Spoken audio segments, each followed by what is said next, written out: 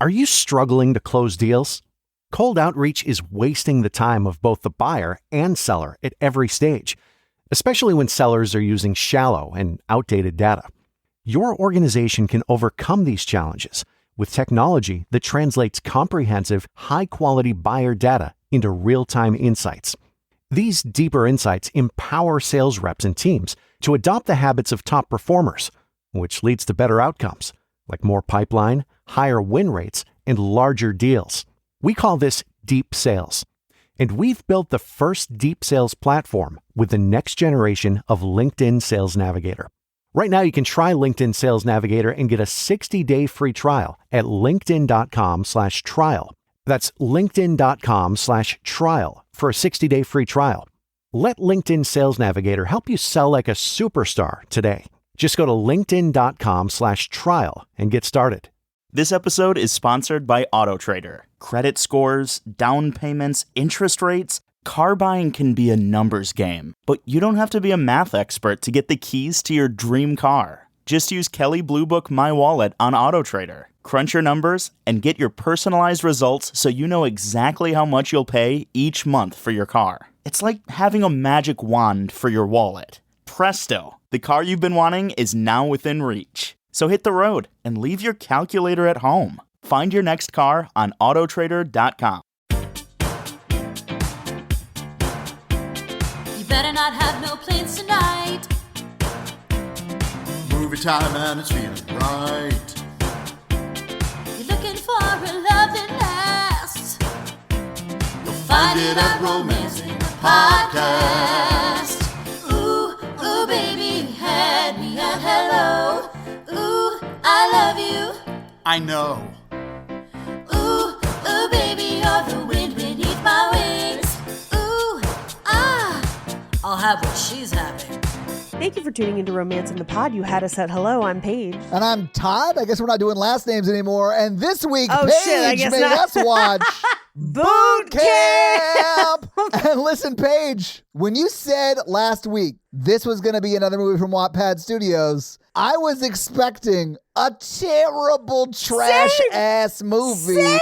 This movie slaps, man. I loved it. This movie's so good.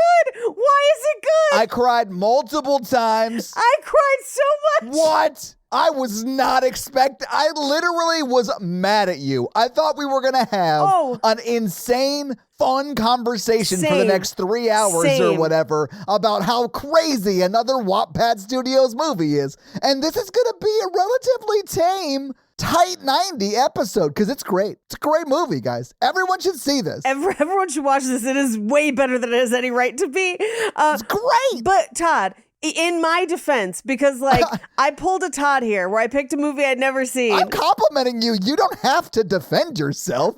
But feel free. Your Honor, me out. Paige would like to defend herself against the compliment. I'd like to approach the bench, please. Thank you. Not to pull an Axel, but take the compliment, Paige. Thank you.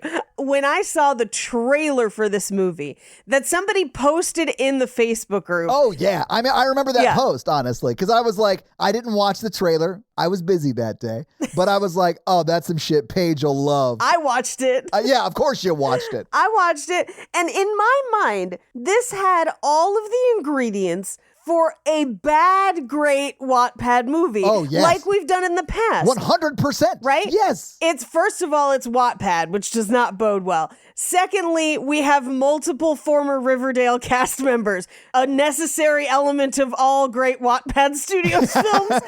It's a necessary evil that we deal with. Sure. Thirdly, a relationship that's questionable. Yeah, that's the soup that makes bad Wattpad movies. Paige, we will have to talk about age gaps in this movie. Oh, because I have numbers. She's 18, right? She's 18. I assume she's 18. That's whatever. They operate on that principle. She is out of high school. She just graduated high school. That makes sense. He is, I think, at most 4 years older than her. Oh, based God. on his story. Oh, God. Okay. I mean, maybe. He looks 30. So He is 30. Oh, like in okay, real life, okay, that guy okay. is 30. Okay. Well, but in real life, I'm sure that she's not not 18 either. So like, Correct. They truly don't seem like gross. You know what I'm saying? It's No. not Leonardo DiCaprio and whatever 24-year-old he's dating right now. No, I think they're playing a little weird with like, they're making it okay by her being out of high school, meaning she's an adult. Like that's how they're getting away with it. And he's only a few years older than her, so you're like, all right. But like, I don't think this is a common scenario for these kinds of camps. This is the kind of camp you send someone to during the summer in high school. And I think the movie is just conveniently like, just kidding. They're all adults. It's fair game. But I will say, I knew he was older because on Riverdale, he played both a high schooler and someone in their late 20s and then back to a high schooler. And he's like 30 something, I think, because he was one of the people I listed in my pitch deck for the pilot I'm making as a visual reference. Yeah. Nice. Okay. Yeah. So, no, he's like 30 for sure. He's gotta be, right? He's gotta be. I'll tell you right now. I'll find out how old he is. Hold on. Okay. My guess was like 30, 32, like in that range somewhere. Yeah, probably. I think that's how old he is as a person. I think his character is like 23, maybe. I wish they had said that because he looks 30 to 32 to me in the movie, and they never say how old he is. And I wish they had said that because it's like a 32-year-old's dating an 18-year-old in this movie. Let's see, 1992. So he's like 31 or 2. Yeah, right there. Yeah. Yeah, right there.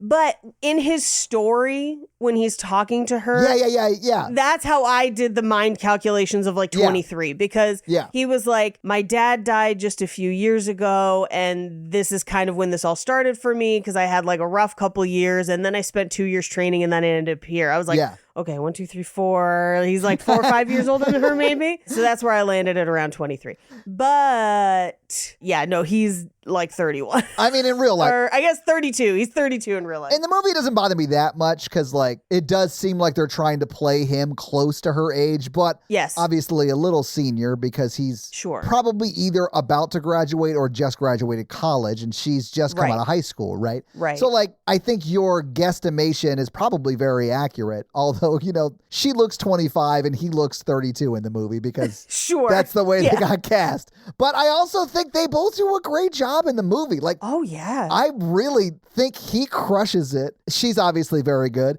And they have chemistry, man. Oh my God, Todd. Okay, so first of all, he was one of my favorite characters on Riverdale that I wish had more storylines because he was always like on the periphery of other people's stories, but like really good. He's your Jean-Ralphio. That's what I call that. Yeah. Because like I love Parks and Rec, but could have taken more Jean-Ralphio. You know what I'm saying? Sure. Ben Schwartz and everything. For me, on Riverdale, people are always like, who's hotter, Jughead or Archie? And I'm like, what is this thing you watch? Jughead? It's nuts. That's his name. It's weird. Wow. No, Jughead or Archie. And I'm always like, I mean, are we going to leave Fangs out of the mix? Because, like, come on, look at him. Like, what are we doing here? But I feel like in this movie does what we want all Hallmark movies to do and don't fucking do. And that's just give them time together where they establish mutual interests and talk about things that are important to them. Yeah. And like share stuff. And then like at one point in my notes, first of all, I had to watch this in between meetings today, and I had to stop to go to a meeting when they skinny dipped. No, and I was like, you Paige. gotta be fucking kidding me. Because like up till that, I'm like, the tension is so thick. I know. I'm like, you could cut it with a dildo. The sexual tension in this movie, like they are clearly friends, obviously, but like they want each other and you can fucking tell, and you're just like, oh yeah, oh my God. And then I came back and they have their scene and I was like, yes. But then they get into what I will say is a very real fight after, Paige. A fight that is grounded in emotional realism. And I was like, how is this movie doing this? I know. Like, what is happening? I love that scene too. Well, I mean, I love it in so much as that like it felt so fucking real to me.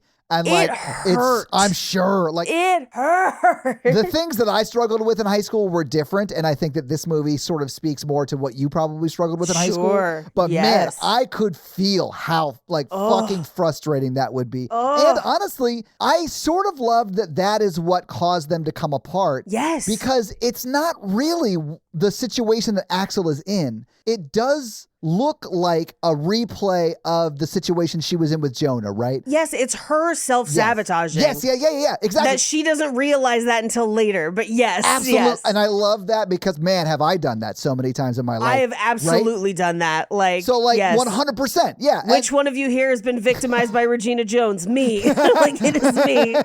But I do love at the wedding, at the end. Yes. He comes back and and she apologizes for sort of what she said and, Right. and sort of the overreaction. But like, Yes. I really love that that's what sort of took them apart. Right. And then you love that they're back together at the end. It's great. I also love that, like, it takes them apart, but it's not a case of them being like, I'm not going to talk to them. Like, no, they are actively kind of trying to fix it. They just miss each other and like. She literally goes to his cabin the next. Yeah. It's the last day of camp, but she goes to see him and he's already left, and it's just like two ships in a night at that point, right? Yes, yeah, but no ill will. Paige. Like, yes, yeah. It's so good. It's so good, and it makes me so sad because, like, it's a Wattpad Studios movies, and no one's gonna see this. No one's going to watch this except us. So, like, we both watched this tonight. We both paid $7 to rent it, and someone out there is like, what is happening? There's a bump. I wish I would have bought it. I was so mad. I wish I had bought it too. It's that good. It's really good. Natalie and I watched it together and she enjoyed it. Yeah, okay. If you're out there listening being like, what the fuck movie are they hear me out. This is the one Wattpad Studios movie to watch because it's actually good. I never thought I'd say that ever. But she's right, guys. I think I might just go back and buy it because I really liked it. There was so much in this that I liked. Yeah. I loved her roommates and their storyline. There were more campers that I wish we had more story from.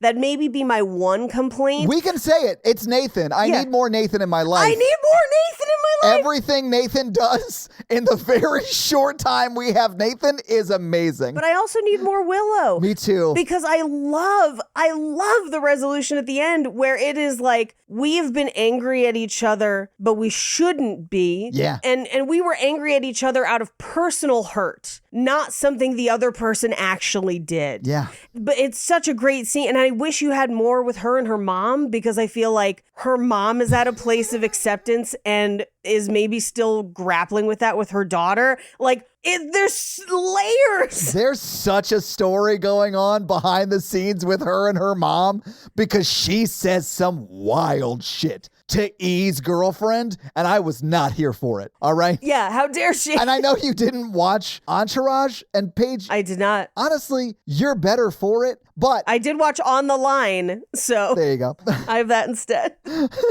I forgot she was in that movie. She's the girl in that movie. I know. And she's great. Yeah. Whatever her name is. I can't remember. Emmanuel Cherokee. Emmanuel Cherokee, that's right. Yeah. Anyways, but she's E's girlfriend. So in this movie, I was like, wait, is that E's daughter? Is E like the dad that left? Oh, hang on. could be. Is E the terrible like movie producer who married a model and like Headcanon. moved them and now he like divorced her and left and now she has to run this camp? Hang on. I do think that that's what it is that he left and he didn't want to see his daughter for summer and she's having to grapple with her own self-worth because of that. And we just don't get as much of that on the screen. Sounds like a real dirtbag move. And that sounds like E to me, baby. There you go. But like even with the little bit that we get on the screen, I feel like that's what, like we still kind of got it. And I was like, if you could have given me like one more scene I know. of the two of them, I'm here for it. Willow's transition from like straight on terrible person to like, oh my God, she's actually like sort of coming around. Like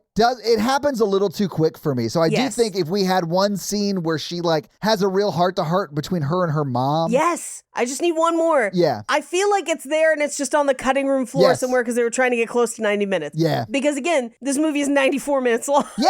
And it's like really good. It's a speed run and it's great. It is really good. I hate it. And Paige, say what you will about both Carmichael sisters, but they have a type. Oh, clearly. Yeah, they have a type. Good for them.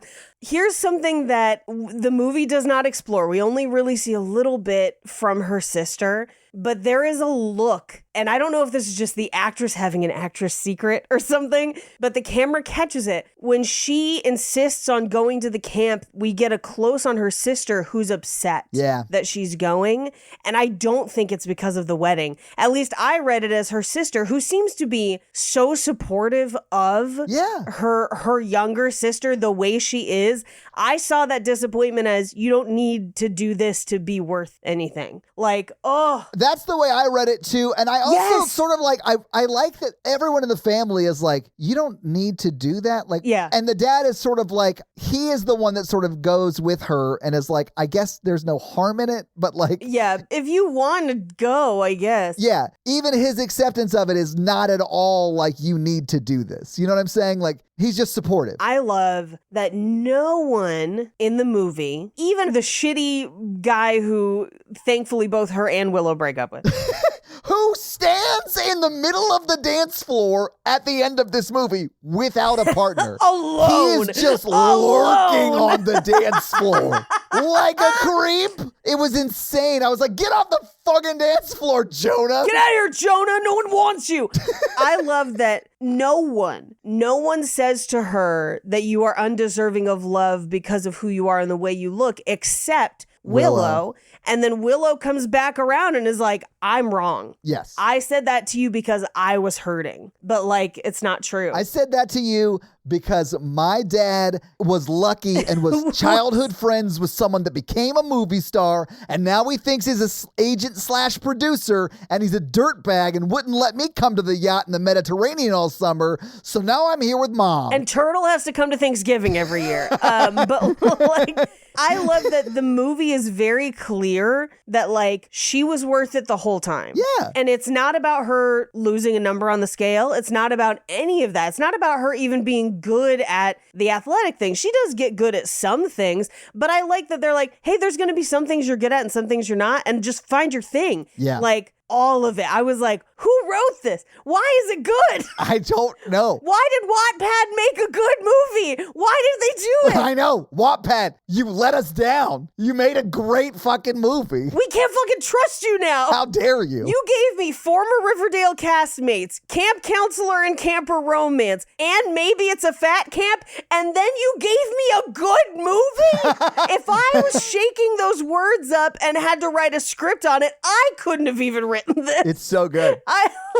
It's nonsense how good this movie is. Yeah. It's embarrassing, frankly, Wattpad. You have a reputation to uphold. How dare you? How dare you? How dare no one destroy a hotel room during sex in this movie? How dare they not bet on fights? Like, what are we doing? Truly, the audacity. It's almost as bad as the audacity to think that you can invite 8 of your brand new friends to your sister's $120 a plate or whatever reception. Are you insane, Whit? I noticed that too. That's like $1,000, Whit. Willow invited somebody. I was like, Willow's not even related. Willow's got to chip in. Guys, we're going to pass the collection plate, especially at this table, who was not invited. And they're taking up the whole center of the dance floor. Sit down, Jonah! Oh my God. Maybe we should just go through this movie scene by scene. Let's just go through it because I can't wait to talk. I'm excited. It is my job for the next 90 or so minutes. Circle up, kids. Circle up, kids. It's my job to talk you all into spending approximately $7 to watch this movie. Guys, fucking worth it. Honestly, buy it. I'm gonna go buy it. I liked it too much. It was a problem. I pulled an opposite Todd. I picked a movie I didn't know, expecting it to be bad, and it turned out to be good. What are we gonna do? You played us, Paige. You played us. I played you. I played you. Anyway, we open on our main character, Whitney, running through the forest dressed like some sort of Ren Fair person. Yes. Paige, I'm raising my hand, but only because you skipped what we really open on, and that is the Wattpad Studios logo, and I wrote down, I forgot it was Wattpad. And I only point that out, Paige, because this is a great movie. We've clearly established that. It's so good. So, like, Man, was I wrong. Oh. But I thought I was in for some Fight Club bullshit nonsense, and we got a great-ass movie out of it. I mean, Fight Club bullshit nonsense or like heavily tattooed, like, oh, you're my father and that makes me sad and I'm going to drink about it nonsense. That is 1,000% the entire After series. No, we get like a whole group of people working on their emotional and physical health, and it's good for everybody. I know. It's like a positive depiction of growth. Not just a positive depiction of growth, the kind of representation I want as Yes. a plus size woman. Paige, this made me feel so much better about last episode because I wanted know. that. I wanted that for that movie too, and it just isn't. It's making me want to just choose Dumplin for next week and round it out and make this 4 weeks of plus size representation. I'd be here for just it. deal with it. Yeah. Anyway, we open on like a fantasy archery forest scene, and it's like her as we will find out Arabelle. Yes. Arabelle? I think it's Arabelle, but I'm sure Arabelle. but it's a made-up name in a made-up fantasy universe in a made-up Wattpad movie. Yeah, it's fine. It's fine. It's giving ACOTAR, but so they're like fighting in the woods, Yeah. and then they end up like on the ground making out, and I was like, yes, girl, yes, with that weird fantasy dream because it's clearly a dream sequence. She wakes up and she's been reading her smutty fantasy book. Paige, Yes, I can't tell you how terrified I was that this movie started off like an episode of TV's Merlin and it had the Wattpad studio logo before it. Paige, I was terrified for the first 30 seconds of this movie. Todd, do you know how badly I want to see Wattpad try to make TV's Merlin? Like, do you have any idea how unhinged that would be? I would watch every second of it. It would be set in like modern day New York though, because it would be like fanfic of Merlin, but it would still be like, Yes. there would be like, yeah, okay, I love it. Yeah. It's always somewhere in Port Seattle-landia. Oh, so you actually already know the tagline for the show. Fantastic. Port Seattle-landia. Tacomaland. It's my favorite Toyota. Pacific North guess, as in guess where it is. It's somewhere with trees. I love that. That's actually where this camp takes place. Yeah, I mean, they do say PNW, but they don't give it a city. Oh, do They they? never say a city. They just say PNW. I guess they do say it's Pacific Northwest. Yeah, you're right. I was Hilarious. trying to think back, but you're right. No, it's always Forks in my mind.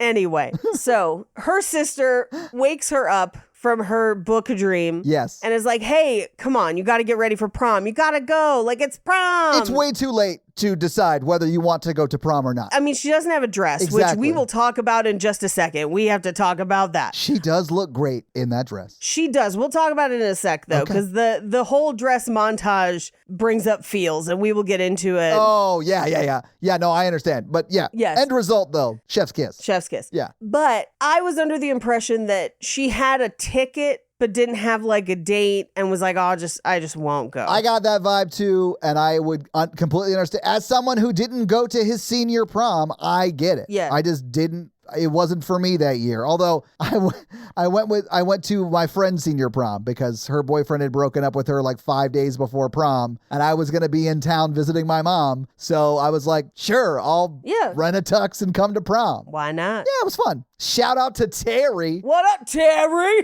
Anyway, she does say something funny where she's like, oh, is it a rite of passage for me to dry hump some meat sack from math class? I was like, girl, let's hang out. Like, you seem great. And honestly, like, if you ain't got nothing better to do, hump a meat sack. Like, just get into it. Yeah, dude. I mean, like, it could be fun, right? What kind of a meat sack we talking about? As someone who has been someone else's meat sack from math class, thank you for your service. Like, just, if you're both into it, have a good time. Yeah. You don't have to, like, find your person forever. No, just your meat sack for now, girl. You could just bone down on that meat sack for now, ladies. I'm excited about the meat sack she ends up with later, but we'll get to it. For now. For now. Anyway, who should show up at the front door but Jonah, who was the guy, like, he was represented in her book dream. Yes, he was the counterpart. Yeah, he's clearly her crush. Oh, yeah. And she's like, shouldn't you be at prom? And he's like, no, that's why I'm here. I was hoping you would go with me because I broke up with my girlfriend. And here's the thing. We don't know when that breakup happened. We don't know what happened. It seems recent. Seems recent. This seems like a lot of second choice going on over here. I knew you'd spot this right away. Like, okay, The movie does, the next time you see Jonah after this scene, position him as a bad dude because he picks up the scene explaining what NFTs are to her parents. So you're like, you know this guy's not I'm like... more of an Ethereum guy. I was like, what a douche. Exactly. Paige. Yeah, exactly. So like, you know, at that point, he's at least coded as douche, right? The movie knows. Yes. They know. But as someone who definitely was someone's second option many times in high school. Sure. And college. And like probably afterwards. Yeah, for me, it was a lot of second choices in like college and early 20s, for sure. Sure. Yeah. But like, I spotted the second choice of this immediately. And I was like, oh, I fucking hate Jonah already. And he's bringing me flowers. Yep. You know, like you're not going to like him. You know, he's a bad dude. Yeah, you know something the math ain't mathin'. I don't care how much of a meat sack he is from math class. The math ain't mathin'. It ain't mathin'. And here's the deal. I sort of feel bad because like Jonah's just a kid. He's just a dude. He's just an 18-year-old douchebag. Yeah, he's a stupid kid who doesn't know how to handle situations. Like, he's got a lot of growing up to do, too, and he'll be fine. In, like, 4 years, Jonah will be sorted out and fine. But, like, right now, he's fucking terrible. He's just a teenage dirtbag, baby. Like, that's where he's living. I doubt he listens to Iron Maiden. Maybe? Who knows? We know he's into Ethereum, and that's all we know. Ugh. Anyway, she is raiding her sister's closet for clothes. Now, her sister is very clearly straight-sized, and she is very clearly plus-sized. And her sister is trying to do her best and trying to help in a moment where, like, there are very few solutions. Yeah. But I don't know how they managed to so perfectly reflect this on the screen with very few words, but the frustration of being a plus-size person with a straight-sized person trying to help you find clothing, unparalleled. Well, they go through the whole closet. Like, it is like an ordeal. Like, Yes. I do think they do a great job portraying that because I've never been plus sized and I got that. Like yes, that's so clear. I mean, it is also encapsulated in a very sweet moment of a sister trying to help her younger sister have a great prom. And like, it's sweet, but man, you do see that. Like you feel that with her, with Whitney, I should say. You absolutely do. And it's definitely this moment of like, I know you're trying to do the best, but this is making me feel worse. Yeah. Yeah. But they do find one that they get her into with Spanx because I mean, oof, the amount of shapewear I had to wear to fit into my senior stuff, for sure. Like, yeah. I mean, it's so much better now that they like make dresses in our sizes sometimes, but like back in the day, no. Yeah. Anyway, she does find a dress that fits. I think she looks great. Her boobs do look amazing. They be popping. I'm just going to say They be popping. Yeah. But it's probably not what she would have chosen for herself, if that makes sense. It was her only choice. Yes. Not her choice. Right. If that makes sense. I do think she looks great. I do think she looks great. I think the slip dress she has on later would have been her choice. Like that, and she looks amazing in it. Oh, the one she rides the bull in? Yes. Hell yeah, Paige. Yes. Hell yeah. That green is her color. Yeah, well, she's a red, Paige. You know how they do. She's a redhead. She's a redhead. There's a reason I picked the green suit. Come on. Come on now. Y'all Facebook group knows what I'm talking about. I voted green twice. I voted for it on Facebook and I voted for it on Instagram. If you missed it, I posted the two suits that I was like pondering, should I get married in one of these two suits? I ended up buying both of them though, because I like both of them. But I'm going to wear the green one that I... Have suits, bruh. Yeah, I like suits. Anyway, so I'm going to wear the green one. I'm excited about it. I like this for you. I love it. The green is going to look chef's choice. But it'll look good because Natalie's hair is red. So it'll look good again. Yeah. Oh, and it's going to look amazing. It's going to get great. I haven't seen her dress, but people were telling me it'll also look great with her dress. Yeah. I have. It's gorgeous. Yeah. So it's beautiful. I had to like not go on Instagram and Facebook for a day because I couldn't see that story. I showed my mom. Nice. Okay, cool. And my mom was like, oh, that's a beautiful choice. I was like, yes, that looks great. Love it. It's going to be awesome. I mean, she would have been beautiful in anything, but also the dress she chose is gorgeous. Of course. You have to say that. She's our editor. But yeah, like, no, she is. I mean she is it. Gorgeous. I mean it. She's so attractive. People are like, damn, is Todd rich? Maybe. You'll That's never for her to know and you to find out. And it's not you'll never. It's the third option. Yeah. It's no. No. Anyway, They go to prom. And he does say to her, he's like, wow, you clean up really nice. Yeah. And they seem to be having a good time, except his ex-girlfriend, Willow, is glaring at her and she notices it, which means that like things did not part on good terms and it was maybe quick. Yeah, it was not good. And it was maybe earlier that day, Paige. That day? I think it was earlier that day. She was dressed for prom. She expected to be there. So, yeah. Yep. We don't know that for sure, but I got that vibe. I got that vibe. They crown them prom king and queen. Not Whitney and Jonah. Not Whitney, Yeah. Willow and Yes. Jonah. Yes. And they kiss. And Whitney, yes, she does the right. She goes to leave. She's like, fuck this. Yes. Fuck this. Great. I agree. But as she goes to leave, she trips and the back of her dress rips, revealing the Spanx underneath, which also, fuck y'all for pointing out the Spanx because a bunch of those skinny girls also be in Spanx too. A whole bunch of people be wearing Spanx. I don't want to hear none of your mess. But Willow is like, oh, she's wearing Spanx, and everyone points and laughs. Every chubby girl's nightmare at prom. It is the ultimate nightmare. It was terrible. It was such a brutal, like, onslaught of what is the worst that could happen without there being a bucket of blood. Yes. And it was pretty much that. It was so sad. It was enough to make me want to shut all the doors and light everything on fire. No, exactly. That's what I'm saying. Like, it is just, it's brutal, man. And it's like, it's brutal. It's very public. Both of the humiliations are very public. It's hard, man. It's so sad. It's hard. And she walks home and like literally runs straight up to her room and screams in her pillow. And I just have in my notes, I'm like, oh girl, it's okay. Life gets so much better after high school. Like, it's okay. It's going to be fine. Facts. That's so true. Yes. But in that moment, the world is ending. It's terrible. It is the world, though. Like, yes. Until you're out of high school, and not even in like college, you could also like just like get a job and start experiencing the world differently. Like, but until you're out of that like bubble, it's so small compared to the rest of your life, you know. But it feels like everything because it's all you know. It's so sad. I just felt so bad for her. But like, you know, once she goes somewhere, it's going to be great. I promise. When she goes to college, it's going to pop off. Yeah. She's going to be like, let me tell you about this 32-year-old I fucked all summer.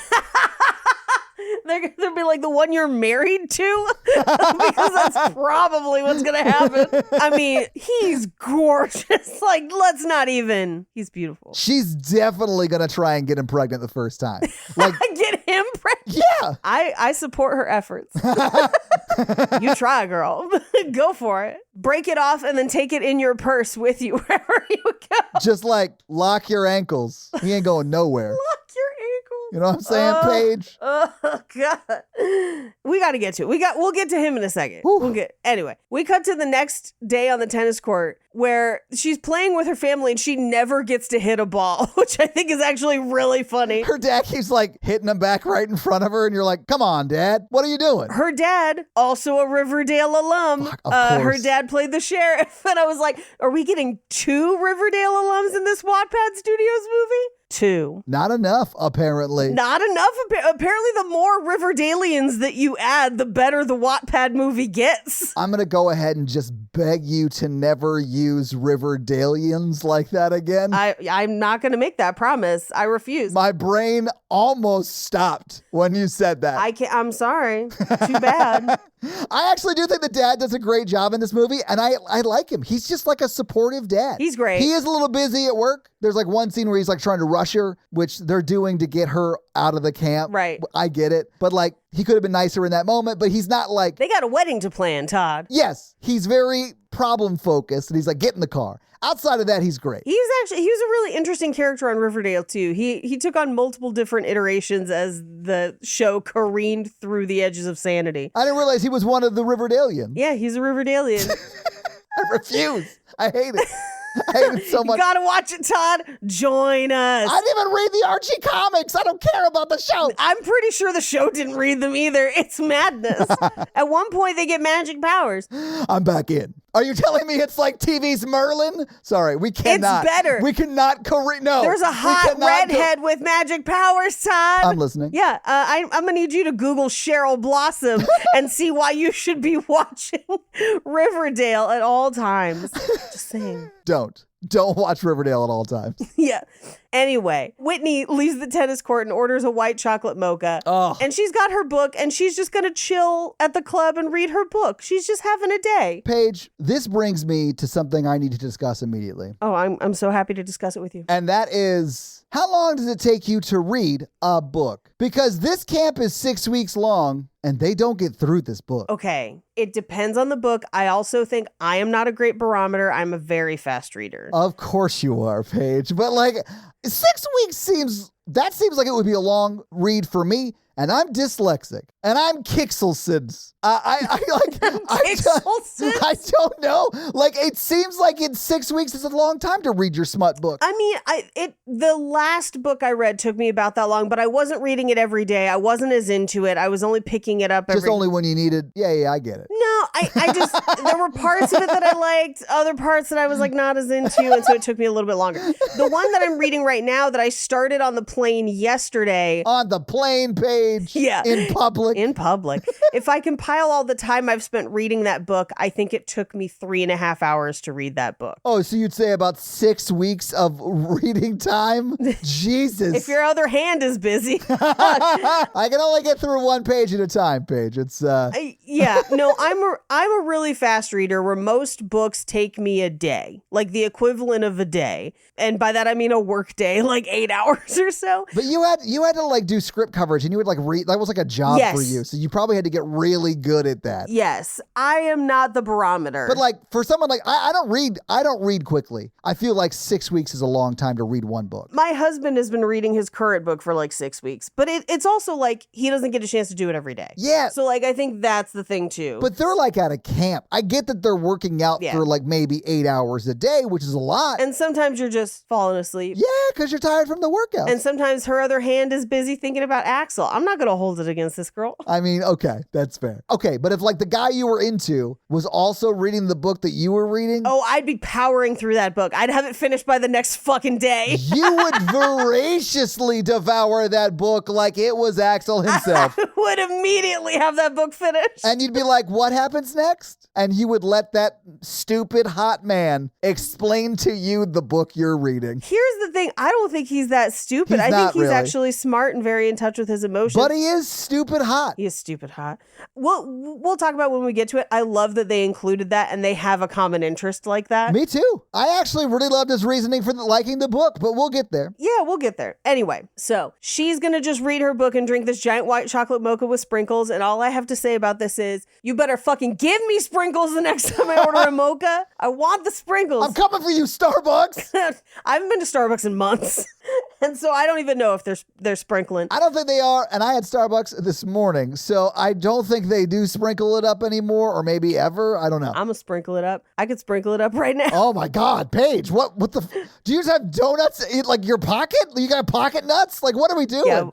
Yeah, what's up? Pocket nuts is not what I would call donuts that are small enough for your pocket. Hang on. I want to rethink. Can we have 5 minutes, No. CEO, and then we'll come back and pitch this idea to you? Print it. Pocket nuts.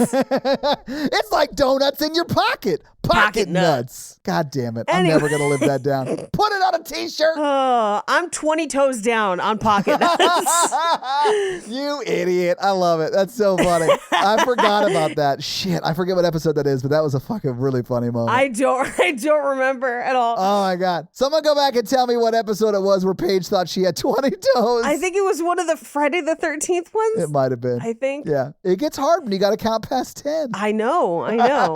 Anyway, while she's there, and this is such a like, ooh, this hit close to home. She's ordering her mocha and she looks down, there's magazines at the counter and it's just like revenge body in this many days or whatever. Yeah. And it is the perfect show don't tell. Because you know what she's thinking. And then there's a boot camp pamphlet next to it. Yeah. Thank goodness for this boot camp that is not a revenge body boot camp, but is in fact like a let's all get in touch with ourselves boot camp. It turns out to be like the best boot camp that she could have gone to. Best case scenario, honestly. But like when you set this up where she was like going to a quote fat camp or whatever, I was like, Yeah. this is going to be terrible. And it's not. It's lovely. It's not. It's lovely. But she grabs one of the pamphlets because you can tell, like, she is still reeling from prom. Yeah. And she is unfortunately internalizing that rejection because she is still young and society tells you should. Yeah. And thankfully later in this movie, Emmanuel Chiriqui will tell her that she shouldn't.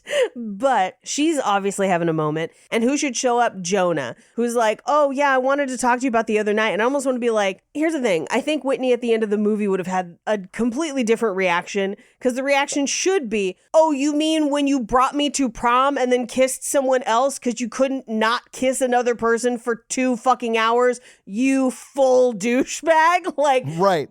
That should be the reaction. And she's like, everyone knows Ethereum is nothing. I mean, it's better than fart coin, but like, whatever. Paige, how dare you? Nothing's better than, I'm gonna assume, a real currency fart coin. And I hate that that's real. Probably a real thing. It's real. God damn it. It's real. Fucking nerds. I sort of love it, though. That's great. I turned all my dump coin into fart coin, and like, it is what it is. For me, it's like when I buy corn coin, it eventually becomes fart coin. Yeah. What's the exchange rate, Paige? That's like 2 or 3 cans of seltzer water to like 1 metric poof of fart coin. I don't know. Anyway, and I'm sure he's gonna say some sort of bullshit like, I didn't realize you wanted to get back together. It's not you. Shut the fuck up. They didn't even let him finish it because she more or less interrupts him. Thank God. But I didn't give a shit. I ain't even trying to hear that shit. I didn't even give a shit what he wanted to say. Fuck you, Jonah. Get out of here. You're dead to us, Jonah. I don't care if you're the last good song that Weezer wrote. Get out of here. Oh, wow. I actually don't even know what album that's on. I actually like a lot of the post-Pinkerton stuff, Paige. Oh, God. Anyway, who should walk up but Willow? And she's just like, oh, yeah, no, I'm going to go to Europe on my dad's yacht. I am Willow. I am the bitch. And we're just like, we hate you, Willow. But we won't later because we'll get a really nuanced view of who Willow is. Yeah, we eventually, we hate Willow. And then over the course of the movie, we're like, Willow, I love her. Oh, I'm glad they're friends. Yeah. But what she says to her is, I'm glad you won your scholarship or whatever, but he would never go for a girl like you. And that's why you read your fantasy book. Basically, that's the only time that this would happen is in a fantasy. And in my notes, I just have what a bitch. Punt her in the taco. Get out of here, Willow. We don't need your negativity. We're on a self-discovery journey. Yeah, she's the worst. And then she takes some of her sprinkles from her mocha. Them's fighting words. I don't think it's words. Them's fighting actions. There you go. I don't think it's actually words so much as it is just grand theft of the Jimmies. Yeah. You know what I'm saying? Grand theft sprinkle. Aren't Jimmies called sprinkles? Yeah, sometimes. Who knows? Anyway, she goes home and immediately hands her parents the pamphlet for the camp. Because I think in her mind, she's like, I just need to get away. Yeah. I need to get away. I need to find myself. I need to do my shit. And not deal with the Jonas Willow triangle of death. Right. Great. I gotta get out of town. And it's kind of billed as a fitness thing, but it's not 100% clear. And her mom is like, well, I've been asking you to come to bar class, but if this is what you want to do, okay. And this is where we get the shot of her sister being like, I don't like that you feel like you need to change you. Yeah. And I love that. And I also feel for me, it's very important in this movie that it is her choice, not someone else's. Yeah. And we do see other people at the camp who are not there by choice. But I think a lot of times when fitness camps are depicted, it's we're sending you to a place. Yeah. And it's hurtful and abusive, and it's really terrible. Yeah. And it's not that it's great that she thinks she needs to go, but I feel like that's very representative of a lot of people's experience of society and the group of people I am in every day has made me feel so badly I need to choose this. Yeah. And thankfully we will see her out the other side of it, but this felt very real to me personally. Yeah, I liked it a lot. I think it's great. Yeah. Anyway, her dad drops her off at camp. And they're supposed to grab a shirt and leave their phones in the box so they don't have phones the whole time. Yeah. And who does she see there but Willow? And she's just like, nope. Yep. I'm fucking out. This is exactly who I was trying to escape for the fucking summer. Just let me leave, please. She calls her mom to pick her up and her mom's like, no, you're going to stay. She's like, no, the 6 weeks are non-refundable. So You're there. Yeah, you're going to go ahead and hang out there for 6 weeks. Yeah. Yeah, do whatever, I guess. And she kind of rants on the phone. She's like, it's just a bunch of like gym assholes who peaked in high school. And she says a lot of very mean things without knowing people. And who should overhear them but Axel, a.k.a. Fangs Fogarty. Oh, Fangs is his name. Yeah, that's his name. I was like, why is she saying Fangs? But okay. Fangs is his name. Yeah. His name in the Southside Serpents gang. Oh my God. Yeah. He gets shot one time. He lives. Oh, really? Are there like no consequences of any Riverdalian ever? No. He almost dies. And there's like an alternate timeline thing where he maybe did die. Oh, my but God. then there's also like the 1950s one where he dies like Buddy Holly. It's wild. I'm so sorry I asked, listeners. You did this to us. I'm so sorry. Worth it. Anyway. He overhears her and is like, that's kind of mean, but whatever, have fun at camp. And we do meet, I guess, the camp director. We never really know who he is in relation to Emmanuel Chiriqui, who seems to own the camp and is like a model who is like the face of the camp. Yeah. But then their camp director, her assistant, is hilarious the entire movie. He's just kind of his own brand of unhinged, where like he told Willow to get a t-shirt and leave, and then she's just standing there realizing that Whitney is at camp, and he just comes up to her and goes, oh, did you get lost already? It's that way. And you're just like, what? When he introduces the camp and then Emmanuel Chiriqui, that scene starts with the following line of dialogue. And that's why you see 3 trees on each side of the logo. I could not drop it. I need to know why there are 6 trees, 3 on each side of this logo. It drove me insane, Paige. I thought I thought it was going to come back at like a graduation ceremony or something. I have this in my brain and it will never leave now. I'm telling you, that's the screenwriter going like, well, we had to say something. We couldn't just have him standing up there. I know. How dare that sucks. It's going to be like, I'm going to wonder forever. There's a mermaid in the middle sitting on a rock and then 3 trees on either side. They do this to him multiple times in the movie. It's and crazy. My favorite one is at the end when he is introducing the 3 mile run. He's like, and once we got over the crest and the Grizzlies came, and they're like, that's enough. I was like, what is the rest of that story? I loved it. Yeah. So great. He's unhinged in this movie and I love him. Unhinged. I very much appreciate. Yeah. Anyway, Emmanuel Chiriqui comes up and she's just like, all of this is going to be about saying yes. Things are going to seem tough. They're going to seem impossible, but just try. Yeah. Like, you don't have to, do the same thing. Like, just try. And she's like, why is everyone here? And one guy's like, I injured my knee in volleyball. I'm trying to rehabilitate. Yeah. And then we get Nathan, who this is why I wanted more Nathan, because he was like, my whole family's big and I have to stop the cycle. Spoiler, he does not lose the weight, but finds himself in the process, I hope. He seems to. We don't get enough of Nathan, so we don't know for sure. But I love his character. More Nathan. Yeah. But then we get one of her roommates, and I did not catch either of their names. I would have to look them up. But one of them wants to be an Olympic shot putter, which means that she wants to throw at least a 17.71 meter throw to qualify for the Olympics. Yeah, her name in the movie is Aspen. She's the shot putter. Yeah, I remember her name. I think the other one's like Marty or Martina or something like that. I think it's Martina. Yes.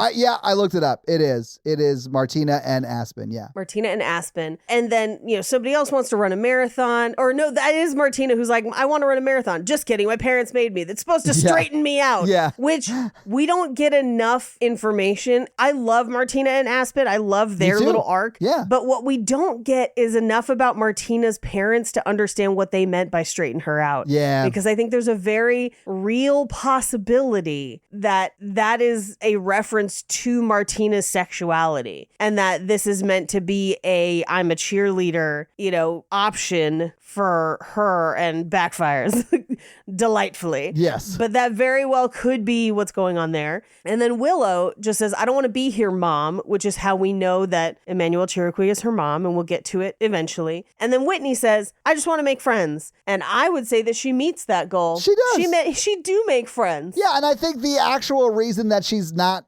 saying in that moment, because maybe she's too embarrassed or just doesn't want to say it, Sure. is not really what she needs. Yeah. Well, and to be honest, I feel like her making friends is what she needs. Me and so too. it falls upon the right goal. I think if she were to speak truthfully in that moment, I think she would have said something like, I'm here to lose weight so boys will like me. Yeah. Which is, we hear it loud and clear even though she doesn't say it. But that's what I mean. Yeah. Like, I don't think she needs that. I think she needs to. I think she needs to make friends. And I think she needs to make friends. And I think she needs to build some confidence. Yes. And that would go a long way, Like, yes. And that comes from having a friend group and a social circle. And, she ain't skinny at the end of this movie. Exactly. And that's good. Yeah. and he's into it. Yeah, he is. Yes. Damn. Yes. I love that for this movie and Yeah. for her. Good for you, girl. Anyway, they run some diagnostic tests. They make everyone run and boo. It sucks. They even sort of position it that way, honestly. Like, Yeah. it sucks, but it's not going to be for very long. Sorry. I think they're also trying to calibrate people's just fitness level to try Yes. and maybe match them with the right trainer. Yeah. Because what we will find out is everyone has different trainers and she gets matched with Axel, who ends up being a kind of a great match for her. Oh, you think Yeah. the man she ends up with at the end of this movie actually turned out to be a good match, guys? It did. Who'd have thought? But like, I do think it's insane. Like, how expensive was this camp? Like, they hired a personal trainer per attendee? Yeah, it's a 1-to-1 attendee ratio. Because if it's not, Axel has like 4 other campers who have never met him. They're wandering in the forest alone while he's rubbing her legs. That shit would have been so funny if, like, halfway through this movie, they were like, hey, where are your other campers? And he's like, oh shit, I have other campers? Oh, fuck. Damn it. My bad. Hang on. Oh no. Here's what I will say. It does seem to be a 1-to-1 ratio. And we see that when they play capture the flag or whatever, it seems to, be the same. Yeah. But the other thing that I think is really funny is you can tell when they had money for extras and when they didn't. Yeah. In this movie. It's one of the few things that you're like, probably not a high budget. Yeah. You can tell because sometimes Axel's like the only counselor. And sometimes there's a 1-to-1 ratio. And other times there seems to be no other campers at the camp except for the 5 that we're following and Axel. And Renata whenever they need to make people seem upset. Yeah. Anyway, so they get to the cafeteria and Emmanuel Chiriqui says, consider this your energy center because you're going to need a lot of it. Eat as much as you want. Eat until you're not hungry anymore. And Whitney's even like, wait, they're not going to portion control us? And they're like, no. I clearly don't think she understands the camp she's actually in. I think she thinks she's in a fat camp or whatever that would be, called. Yeah, I don't know what they call them now. Yeah. But yeah. I'm sure it's couched in some terribly flowery, horrible language, but yeah. Right. But this is truly a, hey, your body needs nourishment, nourish it. Yeah. Intuitively eat, please. Yeah, like later when someone suggests that she lick Nutella off of that dude's abs, they probably have Nutella. Would. Yeah. Just saying. I'll just take the Nutella. Yeah, honestly, fair. I love Nutella. It's delicious. I don't do it often, but I like it. I like it. Yeah. Anyway, we cut to, they're kind of going down the line. And Emmanuel Chiriqui pops in and is like, I'm so glad to see your name on the roster for the camp. I saw that you win that scholarship. That's so impressive. I'm really proud of you. Because, she's Willow's mom. They've probably known each other for a long time. Yeah. And she asks Willow, because, Emmanuel Chiriqui kind of walks away. And she's like, Willow, I thought you were supposed to be on your dad's yacht. And she's like, mind your own business. Yeah. And leaves. And you're like, ooh, shit. But at this moment, like when Willow's mom clearly knows Whitney, like she says it's because of this great thing she did or won or whatever, which I liked. I was like, oh,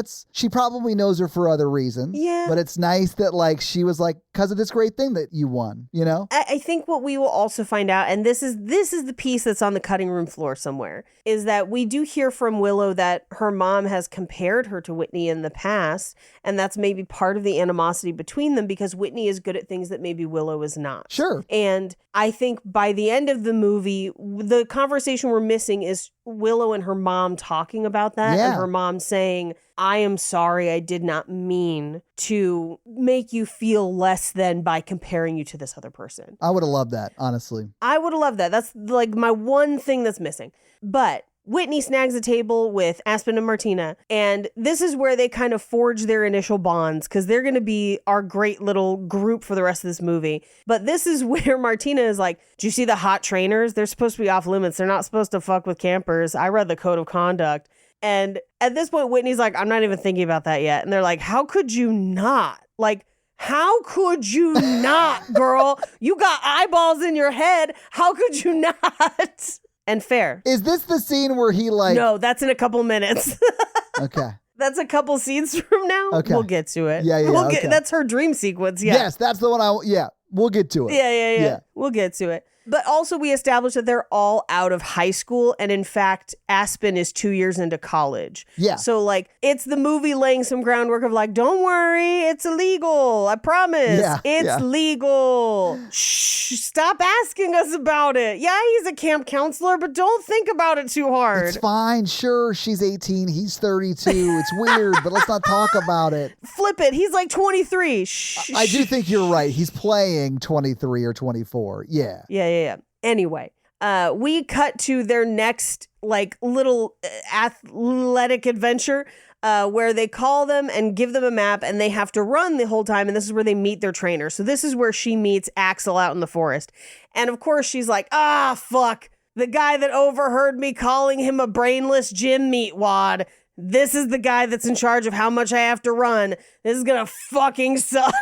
And boy, is she right initially. I mean, yeah, but like it works out all right for them. You know what I'm saying? Yeah, I would say so. I do love the like enemies to lovers trope. That this isn't really enemies to lovers, but like they have a bad first meet cute, you know? Sure. On purpose for this moment and then for them to like develop the relationship they develop. Yeah. So I was like here for it when he was her trainer because I knew that was the way we were going to get some like really nice chemistry building moments. Yes. And we do. Woo, because she runs and then she's trying to plank and he's like, you need to do this for you. I feel like you don't even want to be here, which is the first time he's challenging her reasons of like, why are you here? It needs to be for you, not for anybody else. He's also like touching her because he's like, engage your core. And she's, so like. Yeah, engage your core. I'll engage your core. Yeah. So she's like starting to daydream a little bit. You know what I'm saying? And he kind of is like trying to like lift her hips so she's planking correctly. Yeah. And Renata, the other counselor that we're just meeting her for the first time, comes out and she's like, you're supposed to release them 20 minutes ago. And he's like, fine.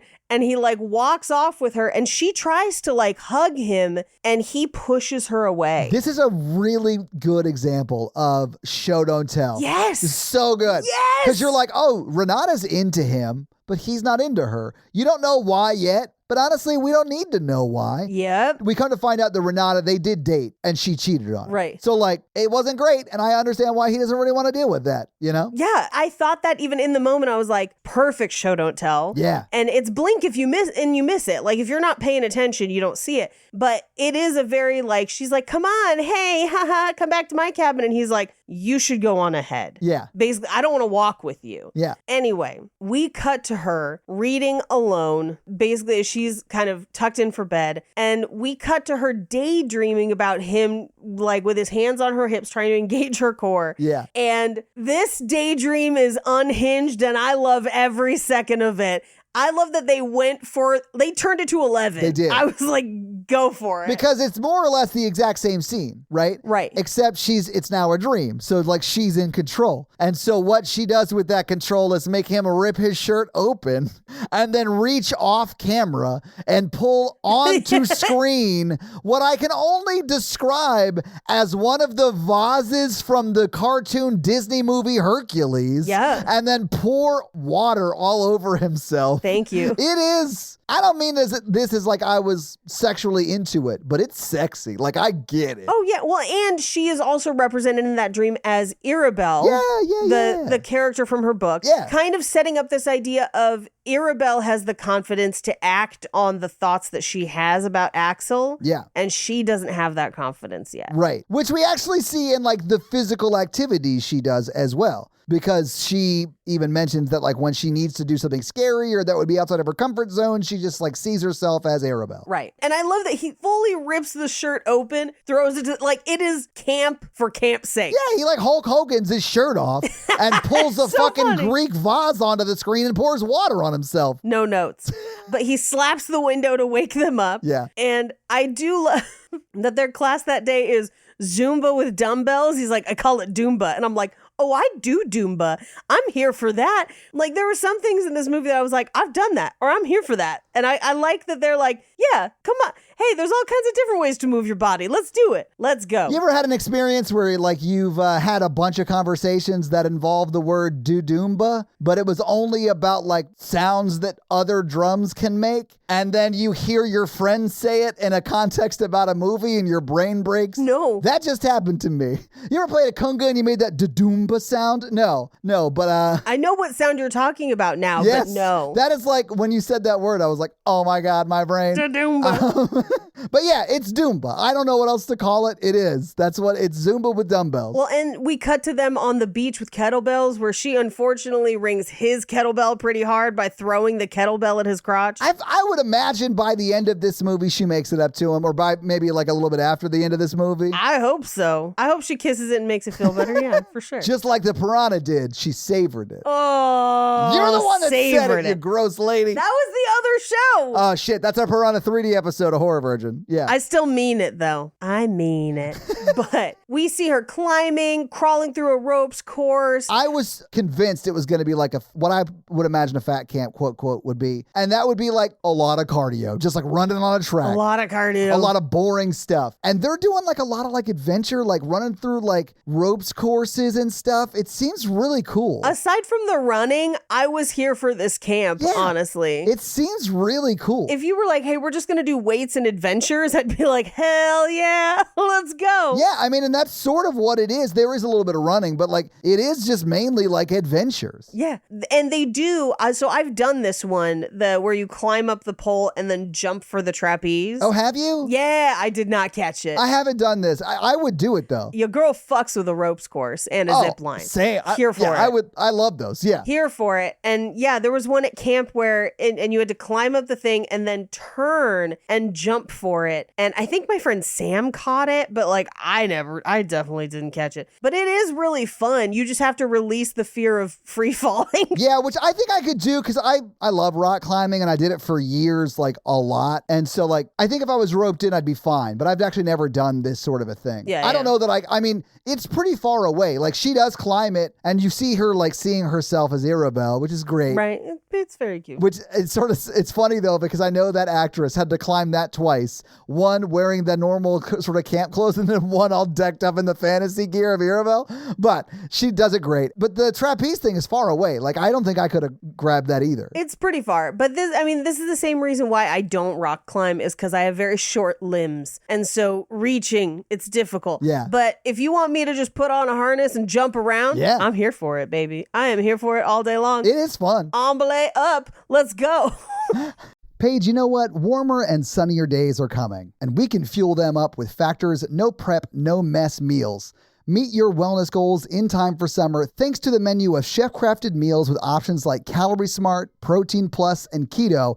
Factor's fresh, never frozen meals are dietitian approved and ready to eat in just 2 minutes, so no matter how busy you are, you'll always have time to enjoy nutritious, great tasting meals. Factor now offers like a load of snacks. In fact, we just got some of these like smoothies that were really great. They have a banana chocolate smoothie that like I drank way too much of. It was so good. And even better than that, so if you want to spend more of your sunnier, warmer days focusing on just enjoying the summer and less on what we're going to have for dinner, stay fueled up with easy, nutritious options from Factor. So head to factormeals.com/romancingthepod50 and use code romancingthepod50, sort of all one word, to get 50% off your first box plus 20% off your next month. That's code romancingthepod50 at factormeals.com/romancingthepod50 to get 50% off your first box plus 20% off your next month while your subscription is active. Achieving a gorgeous grin from home isn't a total mystery with Bite Clear aligners. Just don't be surprised if all of your sleuthing friends start asking, "What's your secret?" Begin by ordering your at-home impression kit today for only $14.95. Bite Clear aligners are doctor-directed and delivered to your door. Treatment costs thousands less than braces. Plus, they offer flexible financing, accept eligible insurance, and you can pay with your HSA FSA. Get 80% off your impression kit when you use code WONDERY at Byte.com. That's BYTE.com. Start your confidence journey today with Byte. Anyway, she jumps. She doesn't make it, but she was the first one to do it. She went first. Yeah. She was brave. And he catches her and like lowers her down in his arms. And you're just like, ooh, girl, yes. That's the start of it, man. From that moment on, you're like, oh no, they got chemistry. Oh, they got it. This is not the sexiest time he carries her, though. I just gotta say it. Yeah. No, we'll talk about it. Yeah. We will. It's when he's going to throw her in the lake. We all know. We'll talk about it. He doesn't throw her in the lake, guys. He's a gentleman about it, but she does end up soaking wet. Oh, yeah. Mom, I'm sorry. I'm so sorry, Mom. I apologize. Nope. He does say, you've been holding out on me. And it's because she tried. And because that's what he, in the first few scenes of them together, Yeah. that's all he wanted from her is to try. Like, regardless of the outcome, try. And this was definitely her trying. Yeah. She doesn't catch it. It doesn't matter. She tried. But we cut to her looking around in the like Doomba workout room for a scale. And she runs into Emmanuel Chiriqui and she's like, hey, do you have a scale? And she's like, no, we don't have them on the premises. She's like, we don't do that here. We don't fucks with numbers. Yeah. Our math don't math. I don't know if you know this, but they're Arabic and we don't do that here. Is it the numerals? Because I was once fooled by a banker with algebra, so no. No. But her reasoning is we want people to concentrate on how they feel and their body's natural rhythms than the numbers, which I was like, yes, I am on board for this camp. Like, I would go to this camp. Yeah, she's essentially like, yeah, this camp is more about like finding what you're comfortable with and healthy with. You know, like it's not about like lowering the number on the scale. Yeah, you feeling good. That's all it is. Yeah. And she even says, she's like, well, isn't that kind of easy for you to say because you're a model? And she's like, sit down with me for a second. Yeah. See the patriarchy. And I was like, oh, yes, we're getting this lecture in this movie. She even is like, and I was a part of that. Yes. Like she owns the fact that as a model, she was part of that. And this camp is trying to sort of in a small way make amends for that. And I was like, this is Wattpad? What are we doing, Wattpad? I know. Come on, Wattpad, being healthy and shit. How dare you make a good movie? I love that she basically says, she's like, we've been taught to view healthy through a very narrow lens. Yeah. And that's not accurate. And we need to kind of break ourselves of that thinking. And I've been part of it and I'm trying to fix it. And that's why we don't have no scales. You can eat what you want. We just want you to try. We're not measuring whether you finish or anything. This is about you feeling good as you. And I was just like, slow clap it for Wattpad. Let's go. Yeah, it really is great. It's beautiful. It really is great. If I had to cut one scene to make room for a scene with Willow and her mom, it would be the next scene, which is the 12-foot wall, where they're trying to both get over and they can't because they won't cooperate. Yeah. Yeah. I get why it's there. I also could have lost it. That's fine, but I get why it's there. Yeah. I guess my big question would be like, is it because like a tree symbolizes growth? And is that why there are three That's trees why on there's each three? side?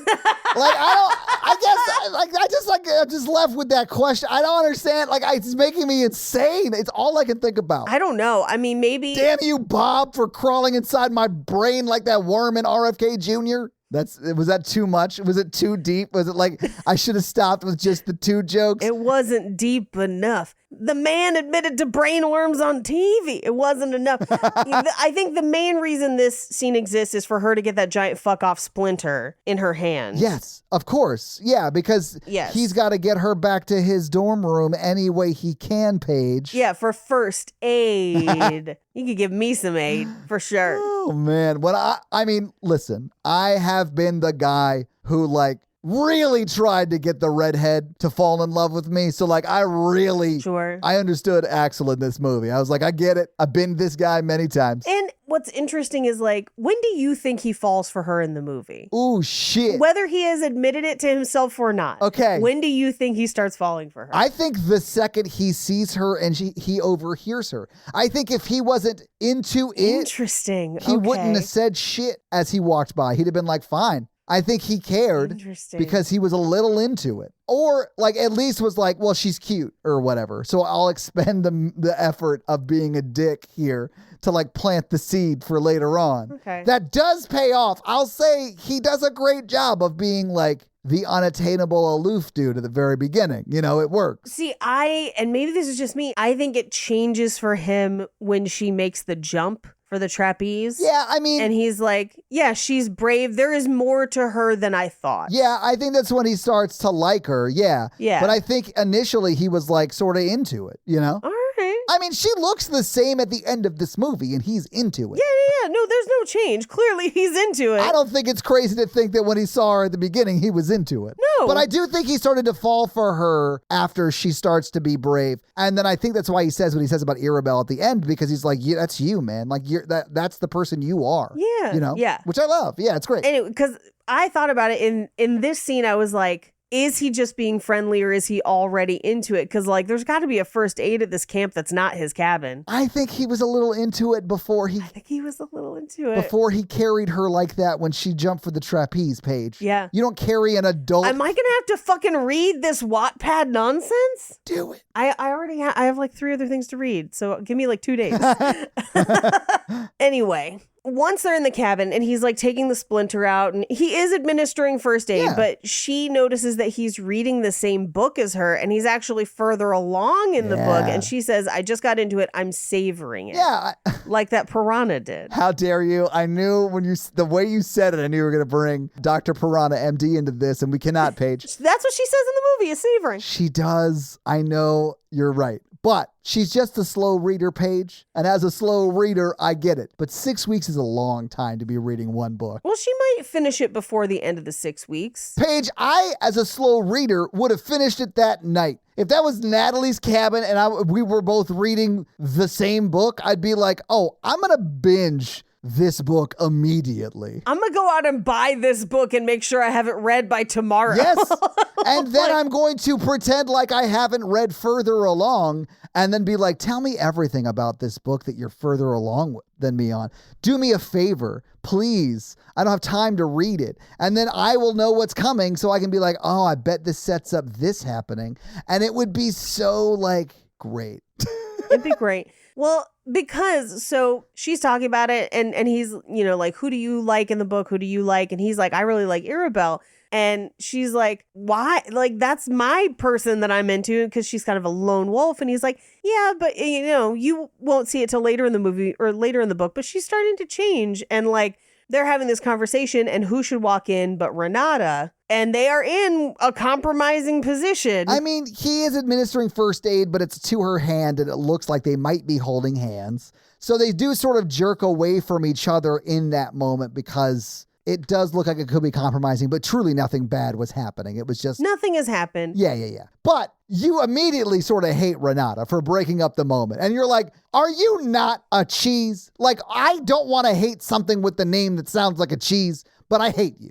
Get out of here, Renata. Does sound like a cheese. But she does say, do I have to remind you about the no trainer on camper rule? And he's like, she's a sweet kid. Don't worry about it. Like, yeah, he says kid. And she overhears that. And it kind of hurts. Like, I get that. Yeah. But he said that just to get Renata off his back. a hundo. Yeah. But we cut to lunch where Willow is mad because they didn't get over the wall because of how Whitney kind of contradicted her plan. Yeah. And she's like, well, I don't know why we listened to the person who failed gym class. If we hadn't, we'd be on the beach by now. And she's like, I didn't fail gym class, and dumps a berry smoothie on her head. Thus ensues the food fight. Yeah, I don't know. The amount of food fights in movies that I saw as a kid was like way out of proportion to like how many food fights I was actually in. Yes. And it makes me sad because they all look sort of fun. Yeah, but the cleanup, though. That's the part I wouldn't actually enjoy doing, obviously. But I've never been in a food fight. Have you been in a food fight, Paige? I've never been in a food fight, but I would like to address some of the food items thrown in this food fight. Because at one point, somebody throws a whole ass pear at somebody's head. I'm like, that could give you a concussion. No, I think when you're throwing things around a room in this kind of setting where it's like more to be a little disruptive, not to hurt somebody, you have to follow 30 Rock's rules, and it's nothing that plugs in. I forgot that rule. I would say like hard fruits would probably fall into that category. You think hard fruits plug in? Yeah, well, no, but like that's too hard. It's just too hard of an object to throw. My favorite is it's a hard fruit. It's a pear. But then there's like a handful of sliced hard-boiled eggs is one of them. And I was like, hard-boiled eggs? And then you look at the tables and it's mostly popcorn. I was like, where'd all this popcorn come from? If I was in a food fight, would just take the shotgun approach and just like load my pockets up with peas and just like pocket pea people around the room. It would be great. I think I got to stay true to my Italian roots and go with pasta. Just handfuls of spaghetti, slinging it. And it'll stick to the walls too, because it's al dente. That's why they call Paige the Bolognese. The Bolognese. I'll throw my pasta farfalle.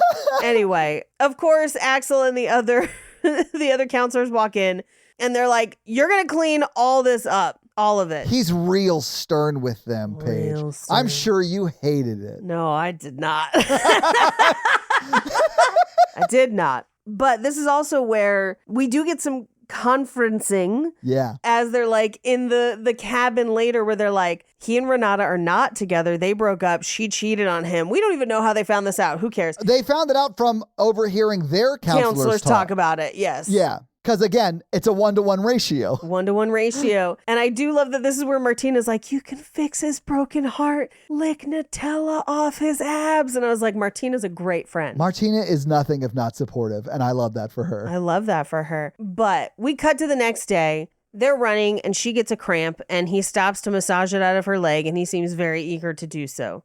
I think it's clear by this point he's down bad. Yeah, I mean, but he's like got her leg up on his like shoulder and he's like leaning in because he's stretching her out. Like that's something that like personal trainers do. It's like a thing. Anyway, she is like into it to the point where he's like, how's that feel on your calf? And she's like, what? What are we even doing? I'm just enjoying the moment with you. Oh, were you stretching my calf?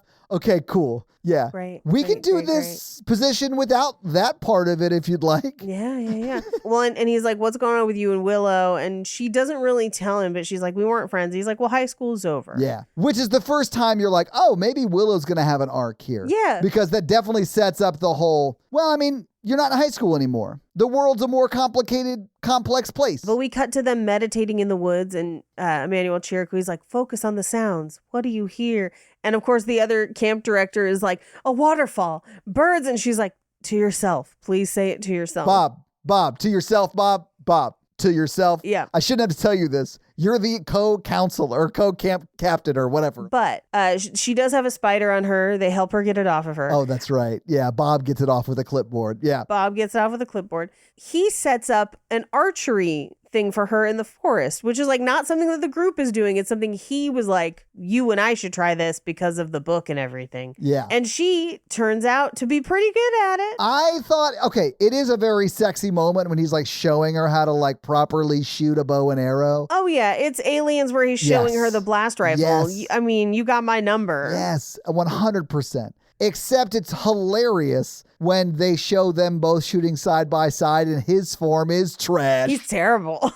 But you know what? It was also that he could do the reach around. Like, that's what it's for. That's why it's here. And listen, every guy just can't wait to do the reach around. I'm telling you. Anyway, they shoot arrows and then they're walking back on the beach. And she's kind of giving him shit, like, you need some more practice. He kicks water at her, and it's very friendly, but then... It's very playful. Like, it's flirty. Like, it's... Very playful. Yeah. But he picks her up to go throw her in the lake and walks out to, like, if he drops her, she's going in that lake. And she's like, no, don't. And then they just kind of quietly get... like all like, ooh, they're looking at each other. It's a whole vibe. Paige, she like curls into his neck, like right there, like right where his neck is. Yeah. And I think he realizes that he's not into it, you know? Yeah. And so he's like, oh shit, I am not allowed to dick down my personal camp person. So I'm going to put you down now. Yeah. Because you could tell he's into it. Oh, and she is too, obviously. Hey, you don't set up a full archery thing for somebody you ain't into. That's all I'm saying. No, you don't take them to a different secluded place in the woods than you're probably supposed to be at. No, he had plans. Can I tell you, this scene is great. It's you're like, ooh, chemistry, vibes. There's one that's actually a little later than this that like got me right in the gut. And I was just like, oh. Oh, you mean when she falls off the bull? No, it's after that. Okay. But I'll talk about it when we get to it. Okay. She goes back to her cabin and her mates are like, we're going out and we're going to find a way to dress you up or whatever. They put her in that slip dress. Shit looks fire. I'm watching this like, do I need to buy a slip dress? And the answer is fucking yes. I already have like a lady who makes one on speed dial because I gots to have this look. She looks amazing. Paige, she looks so good, I thought to myself, do I need to buy a slip dress? Do you? Probably not, but she looks great in it. I do love this scene because this is the scene where Nathan comes in and just knows. That's what's up. That's what's up. You forgot his name. He knows you forgot. He knows because you forgot. He's like, I read the script too. It's been 30 minutes since you've seen my face, but I'm going to be here for the next 15 and they're going to be delightful. My name's Nathan. Correct. Here's a repipe of who I am. Yeah. And it's so charming. He's got your girlfriends and Nathan. Yes. And I was like, oh, his name is Nathan. All right. I was like, hell yeah, Nathan, let's go. I loved it. But my favorite is while she's getting dressed, his story of like, will there be real alcohol there? Because one time I went out with my parents and I thought I was getting drunk, but it turned out it was Shirley Temples. And I know it was just sugar, but it felt real. I was like, I want to hear all of your stories, Nathan. Let's be best friends. I literally want to invite Nathan over once a week to watch Drag Race with me. Like, he's that kind of person. He would just make that so much more fun. It's great. Absolutely. He just seems like a very fun person to be around. Anyway, I think the slip dress is very Arabelle. It's the vibe. Yeah, it looks great. It looks great. They go to sneak out. They walk past Willow talking to her mom. And she says some harsh stuff to her mom about being a, quote, retired dumb model. It's fucking brutal, man. It's like brutal. And her mom is like, we're not done talking about this. She's like a little elevated maybe, but like she could have been way worse to Willow in that moment. Oh, I think it's that moment of like, I'm going to walk away as an adult because I know that I'll say some shit that'll hurt your fucking feelings as a child and I really shouldn't. So we're going to continue this talk later when I'm not mad. But like, shouldn't she have just been like, well, at least I'm not just dumb? No, because that might hurt her kid. No, I know. Yes. But like, that's like the brutal way to respond. At least I'm a model. Yeah, exactly. But like, that's the brutal way to respond, and she's the bigger person. She is self-actualized. Yes. But Willow comes out and catches them and is like, oh, I can take you guys to the dive bar because she just wants to piss her mom off at this point. Like, clearly that's why. Yeah, and she sort of like blackmails them into making her come, but I'm glad she does because I like what happens. Yeah. But she's very much like, well, if you don't let me come along, I'll just yell for my mom or whatever, you know? And they're no, that's fine. You can come along. It's fine. It's fine. They get there, they order shots, and it kind of leaves Whitney and Willow together at the bar. And she just says, how's Jonah? And she says, how should I know? I don't have any cell phone access, which is our way of knowing that they're probably broken up, but she hasn't said that to Whitney yet. Yeah. She will later. Yeah. But this is where we get the piece of it of like, my mom always used to compare us because she thought you would be a good influence. And it's not good. Yeah. But in the background, we see Aspen and Martina dancing, and I ship them hardcore. Like, at this point, I was like, yes, the main love story is great. I am very invested in this other love story behind them. And this movie does something that I thought current season of Bridgerton did really well too, which is some other guy hits on Whitney. Yeah. To basically be like, look, it's not just a one guy thing. Other guys are into it too. Like, she is beautiful. Like, don't even try to argue she ain't. And like, you watch as she's kind of dancing with this dude and we see Axel walk in and he is instantly upset. You can read it on his face. He is not okay with it. Right. To the point where he's about to like, what if we take them all back to the camp? And it's like, oh, convenient for you that you would get her away from this other dude or whatever. Yeah. But Renata is just like, fuck it. We snuck out when we were campers. Just let him have a good time. Yeah. And they sort of do. It's like the one nice thing Renata does. Yes. But they interrupt the dancing because it's time for a bucking bronco competition. Have you ever ridden an electric bronco? I have not, but I would. I have. And I will say, here's what's up. This is why she's great at it. Thick thighs save lives. That's what's up. If you want to stay on a bucking bronco, have some thick ass thighs. She actually does say it's those squats you've been making me do. And I was like, I bet that did help quite a bit. Like, those are the muscles you would need to really lock it down, you know? Like, oh yeah, low center of gravity and like Xenia on a top legs, you stay on that thing forever. He's definitely getting pregnant the first time. You know what I'm saying? Like, you're locking your legs. in that situation. Yeah. And he's going to be like, oh, I played myself. She looks amazing on it. They shoot her so lovingly this entire movie, and I love it. She looks beautiful. She does. The whole time. So great. Can I also say this? Yes. Every time she's on that bull in slow motion, they're cutting between her and him just staring at her. Yeah, it's pretty wide though. It's almost cowboy up. It's like waist up, so not quite. Yeah. So but like because it's such a you have so much of him in the shot, you also have Nathan in the shot.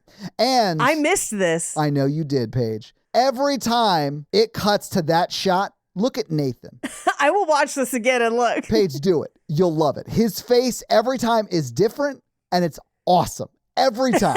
It's either like blown away, like, oh my God, or it's like he's laughing, like having a great time. It's so fun. The guy who plays Nathan knew what he was there to do and nailed it. I can't wait to go back and watch that. That's hilarious. It's so good. He's so great in that moment. But you were blinded because Axel's too hot. Not just hot. He is hot. Like, Yes. we give him that. Give him his flowers. He's a Riverdalian, chat. Like he's hot. He's a Riverdalian. He's very hot. No, but he nails this like upset, longing look. This like, I want you and I cannot have you.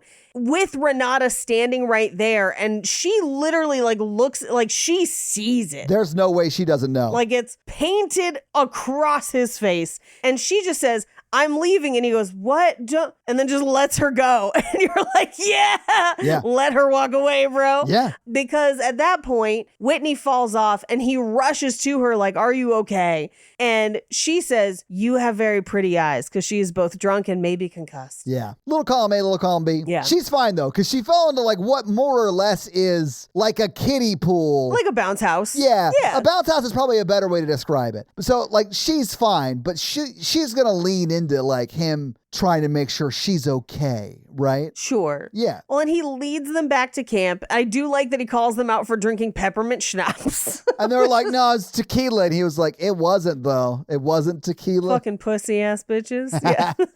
The one thing I was confused about on their way back is like, are the trees like representing balance and harmony?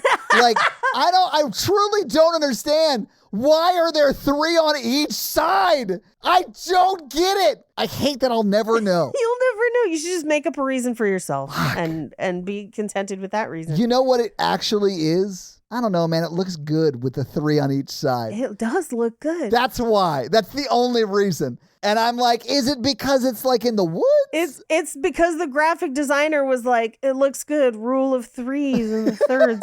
Anyway, he's kind of escorting them all back to the cabin. Yes. This is actually what I could not stop thinking about in this moment. Okay. They refer to somebody as Mr. Tornado and then Oscar Tornado. Is that a thing? Yes. Okay. So Oscar Tornado was the previous, I think it's either the name of the electric bull itself or the guy who held the previous record. But it is something to do with the bull. At this bar? Yes. Was I supposed to know that? They did announce it at the bar. I Googled Oscar Tornado like an idiot. Todd, they announced it at the bar where he says, it's time for Oscar Tornado's record breaking, whatever. But like, there's so much else going on in the scene, you kind of miss it. I did kind of miss that. But then when he brings it back, I was like, oh, okay, this is what that was. But I don't know if it's the previous record holder or the horse itself. I truly thought Oscar from The Office was going around and just writing electrical bull records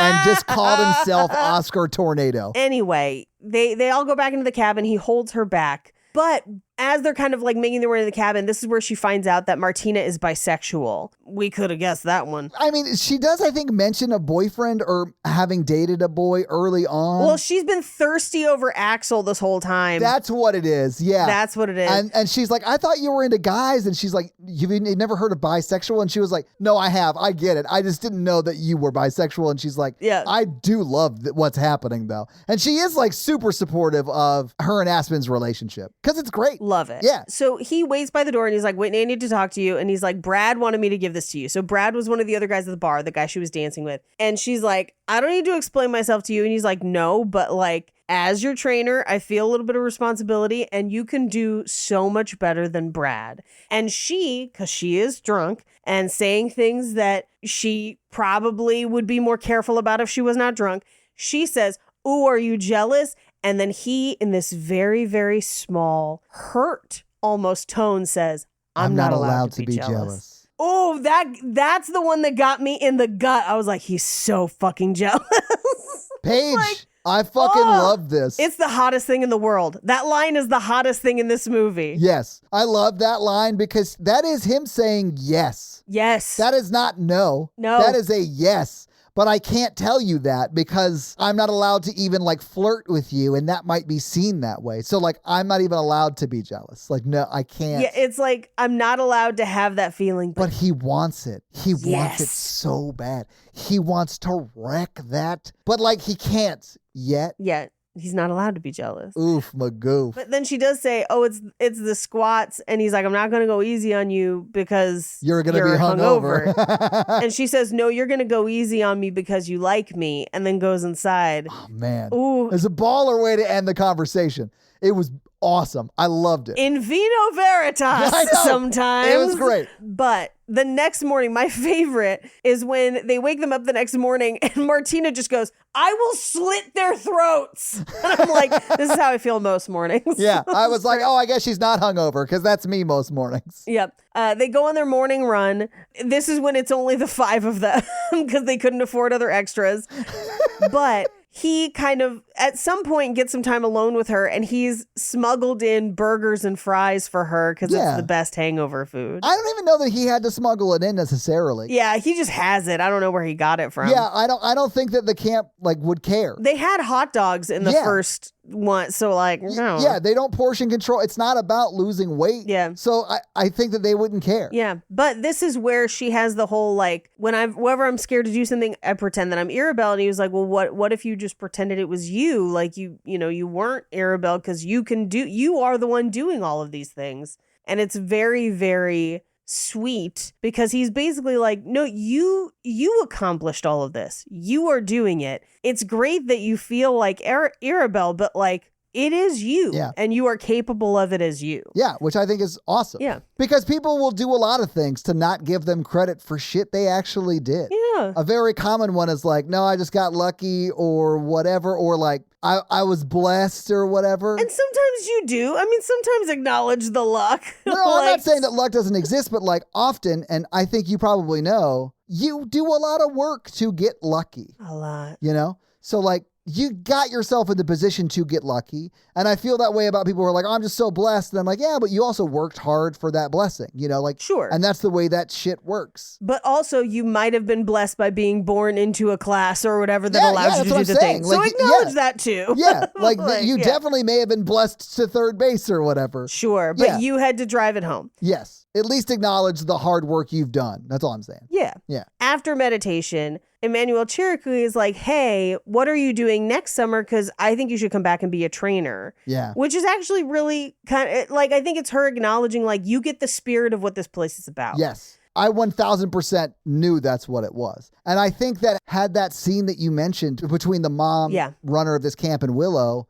like this, I think could have been another moment that like drove a wedge between Willow and her, because it's like Willow's mom's acceptance of Whitney and not of Willow. I don't know. I could see this causing a wedge between Willow and her mom. Well, and I think they try to kind of salvage it here because at the end, she's like, Whitney leaves and Willow's upset. And she says, sweetheart, I didn't realize that. I'm sorry. Yeah. And so what I needed was a scene to be like, why is she better than me? Like, Yeah. why in your eyes? And we don't really get that. That's the one piece I'm missing. Yeah. And I think that this moment could have been like the wedge that started that conversation, but we don't get it. Right. And I would have loved that. Yeah. We cut to her reading on the beach and he's teasing about like, oh, you won't believe what happens next because he's reading the same book. And they're sitting close, very clearly flirting. This is not friendly anymore. This is flirting. Yeah. And Renata sees it and walks up on them and is like, oh, you shouldn't be talking to trainers like that. I should cancel your beach day. And she's doing it to punish him as much as she's punishing her. Yeah. I mean, she saw the way they were looking at each other. They were like inches from each other's noses, deep looking into each other's eyes. Yes. Yeah.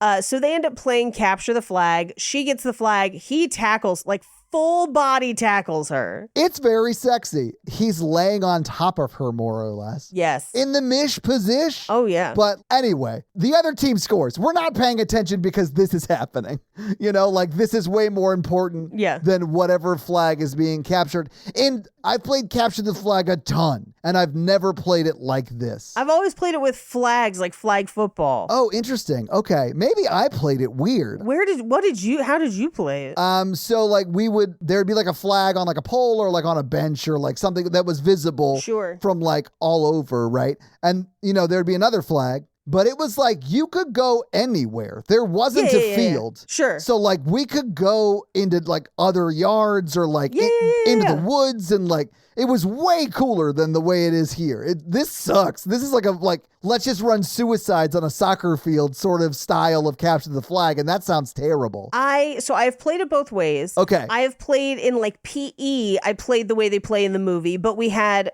like flag football. Yeah, I never played it in PE, so that might be why. Yeah, like in flag football, where it's like if somebody gets your flag, you're out or whatever, and then the flag returns to where it was. Yeah, that's like a tackle. Yeah, I've never played full tackle capture the flag, but then when we were at camp, we would play it where like the flag would be in like a building somewhere. Oh yeah, and you had to like get to it and into it, and then make your way back through the woods to get back. And it was like a huge deal. It's crazy fun. I love that kind of capture the flag. Yes, I'm familiar with both. Yeah, okay. But she afterwards walks in on Aspen and Martina making out and basically having this like conversation of like, we're going to see where this goes. Yeah. Love it. I love how she's like, oh my God, I'm so sorry to have interrupted. Yeah. And Aspen's like, nope, it's fine. And she like stands up and like fist bumps Martina. And they're like, Martina's like giggling because she's like, yes, Aspen's just reacting weirdly to someone walking in, And it's not played like, oh,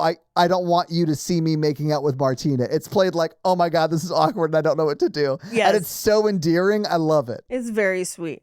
But as she's like, I need you to tell me everything. She's like, no, but first look out the window because Axel and Renata are arguing. And she's like, oh my God. And we can like hear them arguing. And he's like, when you cheated on me, that really hurt. Okay. And like, I am like talking to you about that. And you're just like, oh, thanks. No. I do love that you like just like boiled down that fight that we overhear into like the frat boy version of what actually is said. Yeah. You cheated on me and it hurt. Okay. It hurt. Okay. That's basically what they say though. I mean, you're not wrong, but like what I really wanted him to do was quote Oliver Platt from my favorite Three Musketeers adaptation and say, Renata, isn't that like a smelly kind of a cheese?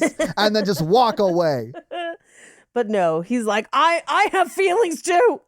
And at this point, Martina is like, girl, they're clearly broken up. Now is your chance. She's like, no, I can't do this. And she's like, I was there at Capture the Flag and you guys would have ripped each other's clothes off if no one else was around. You'd be balls deep in each other like seconds later. Martina was like, I saw you guys at Capture the Flag. He might already be pregnant. Yeah.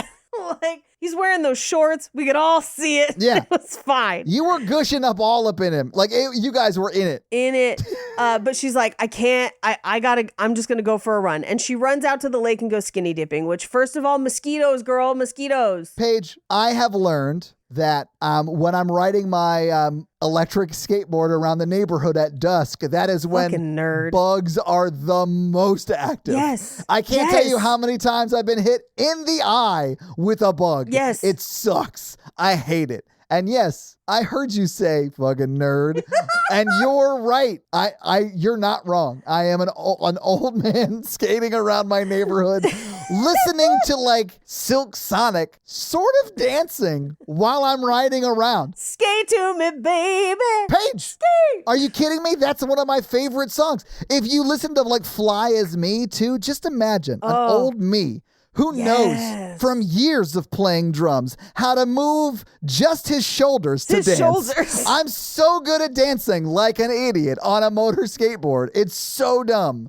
I apologize. And I make it my neighborhood's problem. But yeah, bugs. Bugs. Yes, so many bugs though. It's terrible. And she leaves. It looks like a little golden hour because she looks fabulous. Great. And so she's like running for what would I assume be like a full ass hour. Yeah. Because even if it's like golden hour or the end of golden hour, it's like sundown by the time she skinny dips. Yeah. And she's running that whole time. So that's probably like 90 minutes of running. She's crazy. She's like, I get that this is towards the end of camp. So she's been like doing more physical things for the past 6 weeks. So I buy it, but that's impressive. Well, we don't know how far away the lake was. We don't know how long she stood on the lake. Anyway, but by the time she gets to the lake, the sun is down. I just got that she was just like running for 90 minutes. Yeah, just to get all that horny energy out, you know? I get it though, man. Like she's like, I can't get sent to horny jail. I got to run it out. Yeah. Anyway, she skinny dips, and who should appear on the shoreline but him? And I was like, oh my God. And this is when I had to stop to go to a meeting. And I was just like, the whole time through that meeting, like, oh, is he going to get in with her? Is he going to catch her? What's going to happen? Yeah. But I came back from the meeting, and he jumps in with her and then is like, oh my God, are you naked? And she's like, yes, stay back. And he's like, no. And like takes his underwear off. Now they're both naked. Yeah. Bad idea. Oh, this is definitely like over the line for like what is the code of conduct for sure. Absolutely. And when he jumped in, lost his chain, but she manages to find it in the water. She does. And gives it back to him. And then they hug, and I'm like, wet, slippery, naked bodies all up on each other? I mean... Paige, were you also thinking this is more or less the skinny dipping scene from Piranha 3 Double D? No. Oh. I was not. My bad. I guess I'm weird or whatever because this is shot for shot the exact same moment. It is not. No, it's not. No fish swim up somebody's pee hole. This is way better. I loved this one. But it's like definitely over the line. A Hondo. Because they're like naked bodies against each other. Bodies against each other. And then we cut to later of them out of the water, dressed again, although she's wearing his sweatshirt. Yes. But I'm like, they had to get dressed. Like, oh, they saw everything. Yes. They saw everything. I know where you're going, and yes. They saw everything. But as they're like sitting, and he's built them a fire. Yeah. Can you not build a fire? I've never had to. Yeah, I can build you a fire. You'll be fine. Great. And I know Jake can build a fire. Jake could absolutely build a fire. The government won't let you have a beard like that unless you can build a fire. Unless you can build a fire. But so they're sitting next to the fire, and she's like, so what's the deal with the chain? And he's like, well, this is where we get his story of like, it was my dad's. He died a few years ago, and that's kind of when I got into this. And this is where I got the calculation of like 23, because like, yeah, he kind of ran around for like 2 years, and then he like started doing this. So he's only a couple years older than her. Well, probably like 4 or 5. Yeah. It's a little old maybe, but not terrible. It could be worse. It could be way worse. It's not terrible. It could be way worse. Yeah, she could be 24. He could be 32. Like, it's not quite that bad. Yeah. Even that's not bad. Yeah. But he basically is like, when my dad was sick, I felt kind of helpless, and this makes me sometimes feel like I have control. Yeah. Which I was just like, yeah, that makes all the sense in the world. What a grounded and human reaction, Wattpad. What's happening? I know. At this point in the movie, I forgot it was Wattpad. I was like, was this Touchtone? Yeah. Like, what are we doing? Well, and at this point I looked and I was like, there's half an hour left of this movie, and I can't handle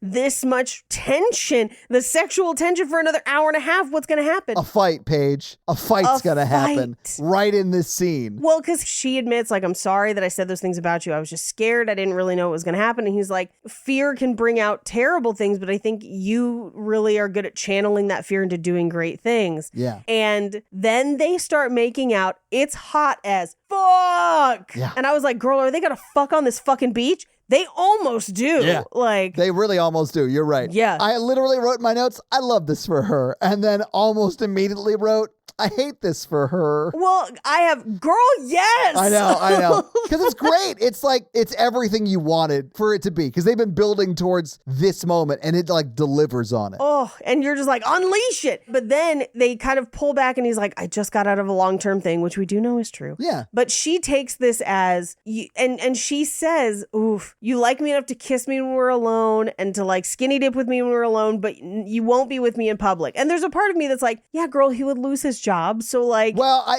she's not talking to him. She's talking to Jonah. She's talking to Jonah. And that makes me so sad because I do think he is trying to set like expectations of like, hey, I did just get on this long-term thing with Renata and like, I don't want to lose my job, but I would love to maybe see if there's something in this after this. Yeah. But because I think of she's known Jonah since she was 5. Yes. Her sister says, you've been in love with him since you were 5. I'm sure that's hyperbole. But like, this is a dynamic that she's been a part of for a long time. Yeah. That she fucking hates. So I understood why she maybe perhaps, quote, overreacted. But like, sure. I understand like why she did that. Because fuck, that's got to be brutal. I feel it so much for her. And she goes to that place of like, when you're mad at someone and you say things that will hurt them just to hurt them because you're hurt. Yes. Which is not the best way to fight with people, but she does it. She says something about his dad. Yeah. She says something about his dad, like, you think you're not shallow because your dad died, is basically what she says,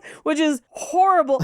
And I just have in my notes, I just said, oh girl, fuck, this goes hard. Because like, this is a real, grounded, mean ass fight. Yeah. And you're just like, oh no. That's why I was like, I hate this for her. She does take it to a place where I definitely could see why you'd call it an overreaction, especially because all he said was, he didn't finish his sentence really. Like, he didn't finish his sentence. It's like, this is like a visceral reaction for her. It's not like a... Yeah. When he talks to her at the end and he articulates it great. Yes. Yeah, we'll get there. But they do come apart in this moment. Well, and he like reaches for her almost to pull her back in and be like, no, hey, no, let's, Yeah, he's trying to like comfort her and be like, I don't know what's happening, but that's not what this is, Right. But she's like, get off of me. You don't ever get to touch me.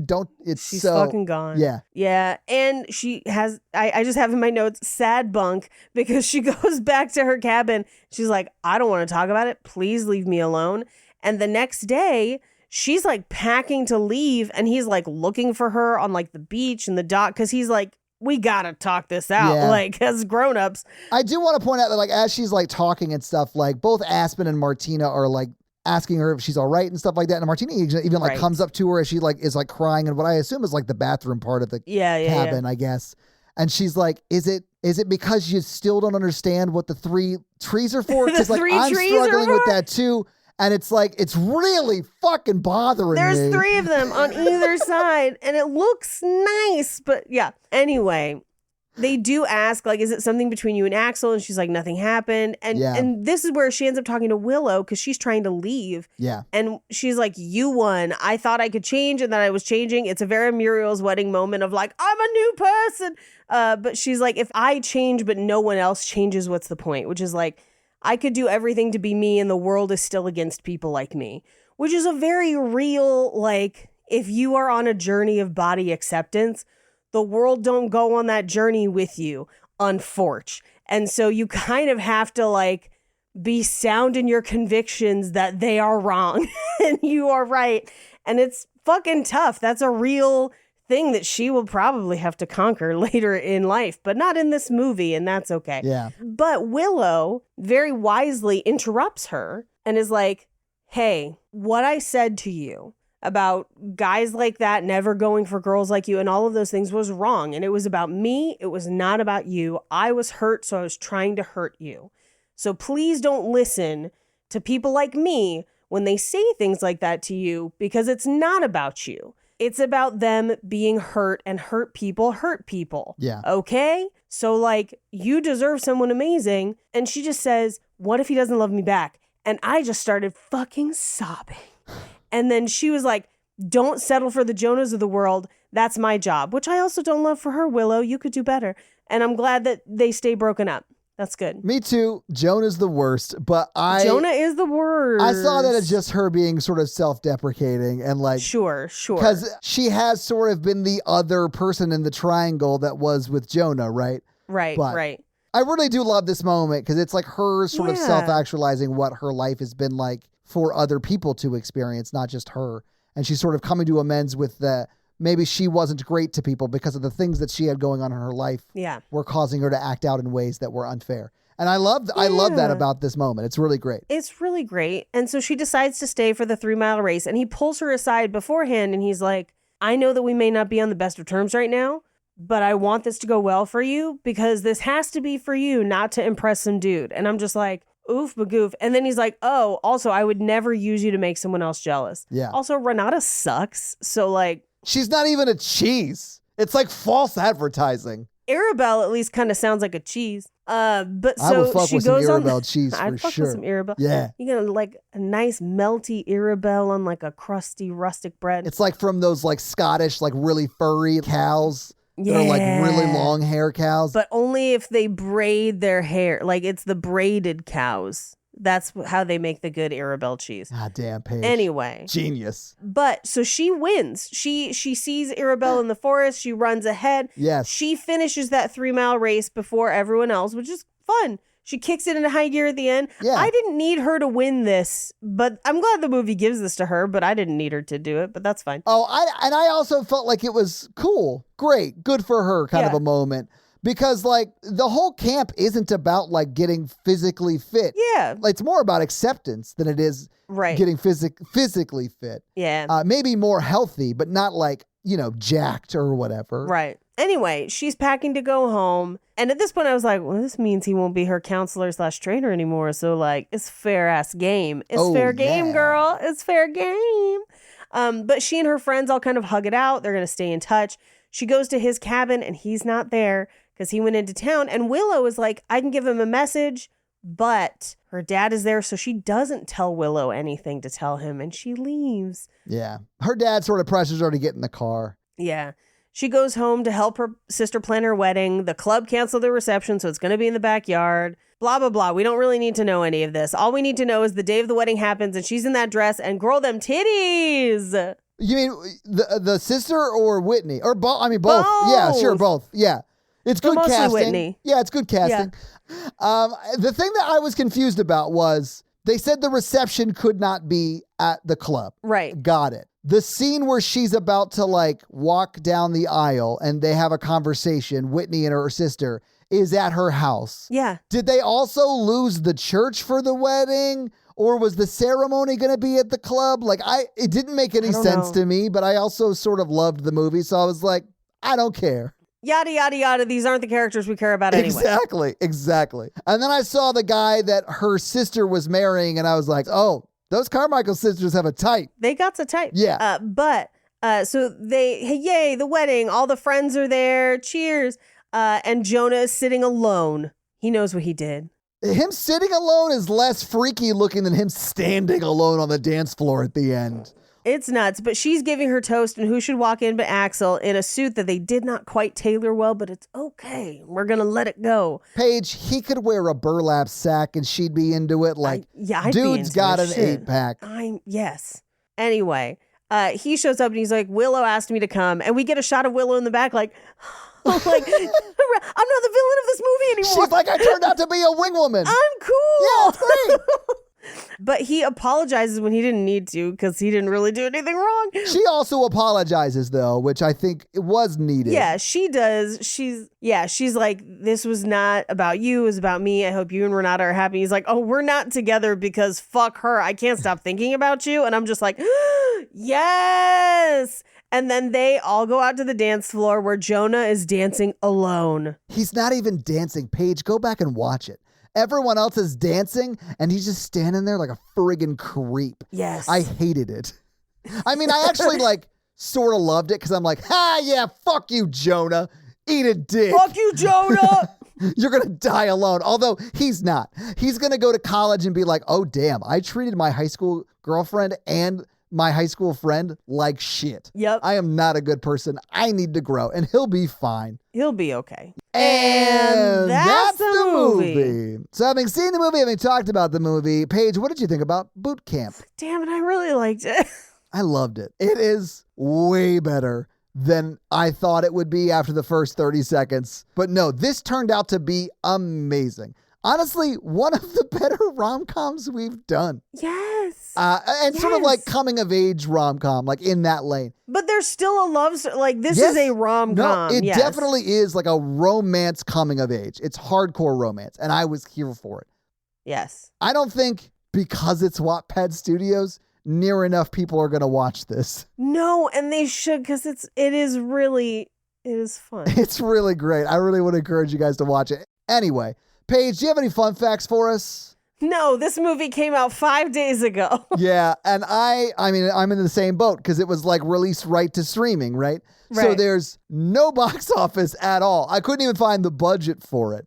And a lot of times, if it's made for a streaming platform, they don't really share that because they like to hold it back for like creative accounting purposes at the end of their fiscal year. So like, I don't think I'll be able to find it. But that's your box office? But we can do the romance scale, Paige. Yes. Do you want to hit us with it? Sure. Our Wait, romance what scale are you is- reading? Hang on. Sorry, I found the book on Amazon, and I'm ordering it to come to my house. I can't wait. Proceed to checkout. Great, thank you. We are now getting a live reading of Paige buying the book. Anywho, yeah, so our romance scale is a scale of 1 to 4, 1 being not that romantic and 4 being pretty romantic. Todd, Pretty what's your fucking rating? romantic. I'm going to give it a 3. Like, it's, Same. yeah, it's good. This might be the best chemistry we've had on this show in a long ass In time. a while. Yeah. This is like seconds to Michael Sheehan and Tina Fey in 30 Rock. Oh, geez, no. Popcorn at the cinema. No one's going to get that joke except for you, Paige, and this is why I love you. Fulfills my boyhood passion for train accidents. Foot cycle! I'm sorry. I'm so he's the sorry. worst. He's the worst. I know. Okay.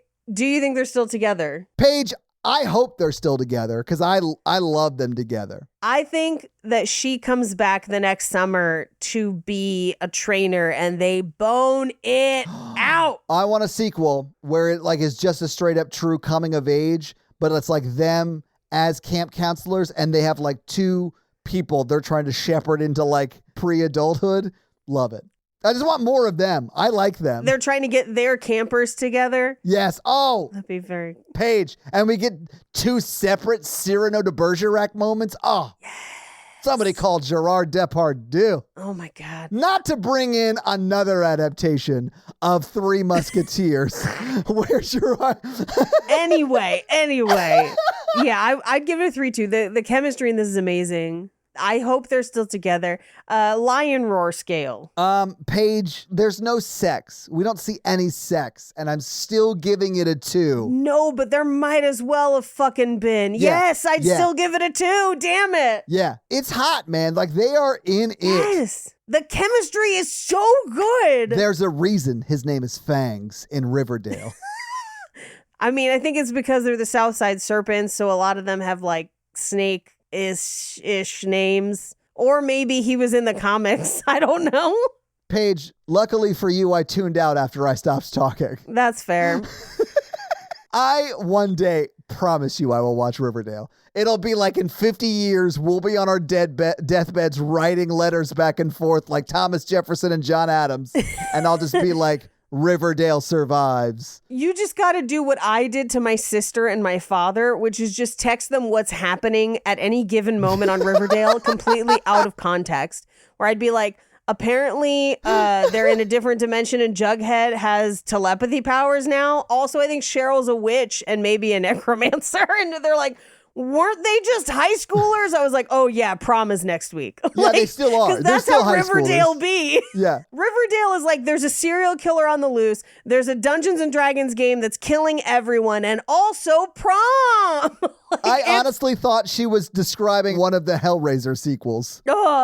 It's about as good. What were we doing? The roar scale, and I would also give it a 2. Okay. But yeah, yeah. Oh, God. Okay, so this week, you made us watch Boot Camp.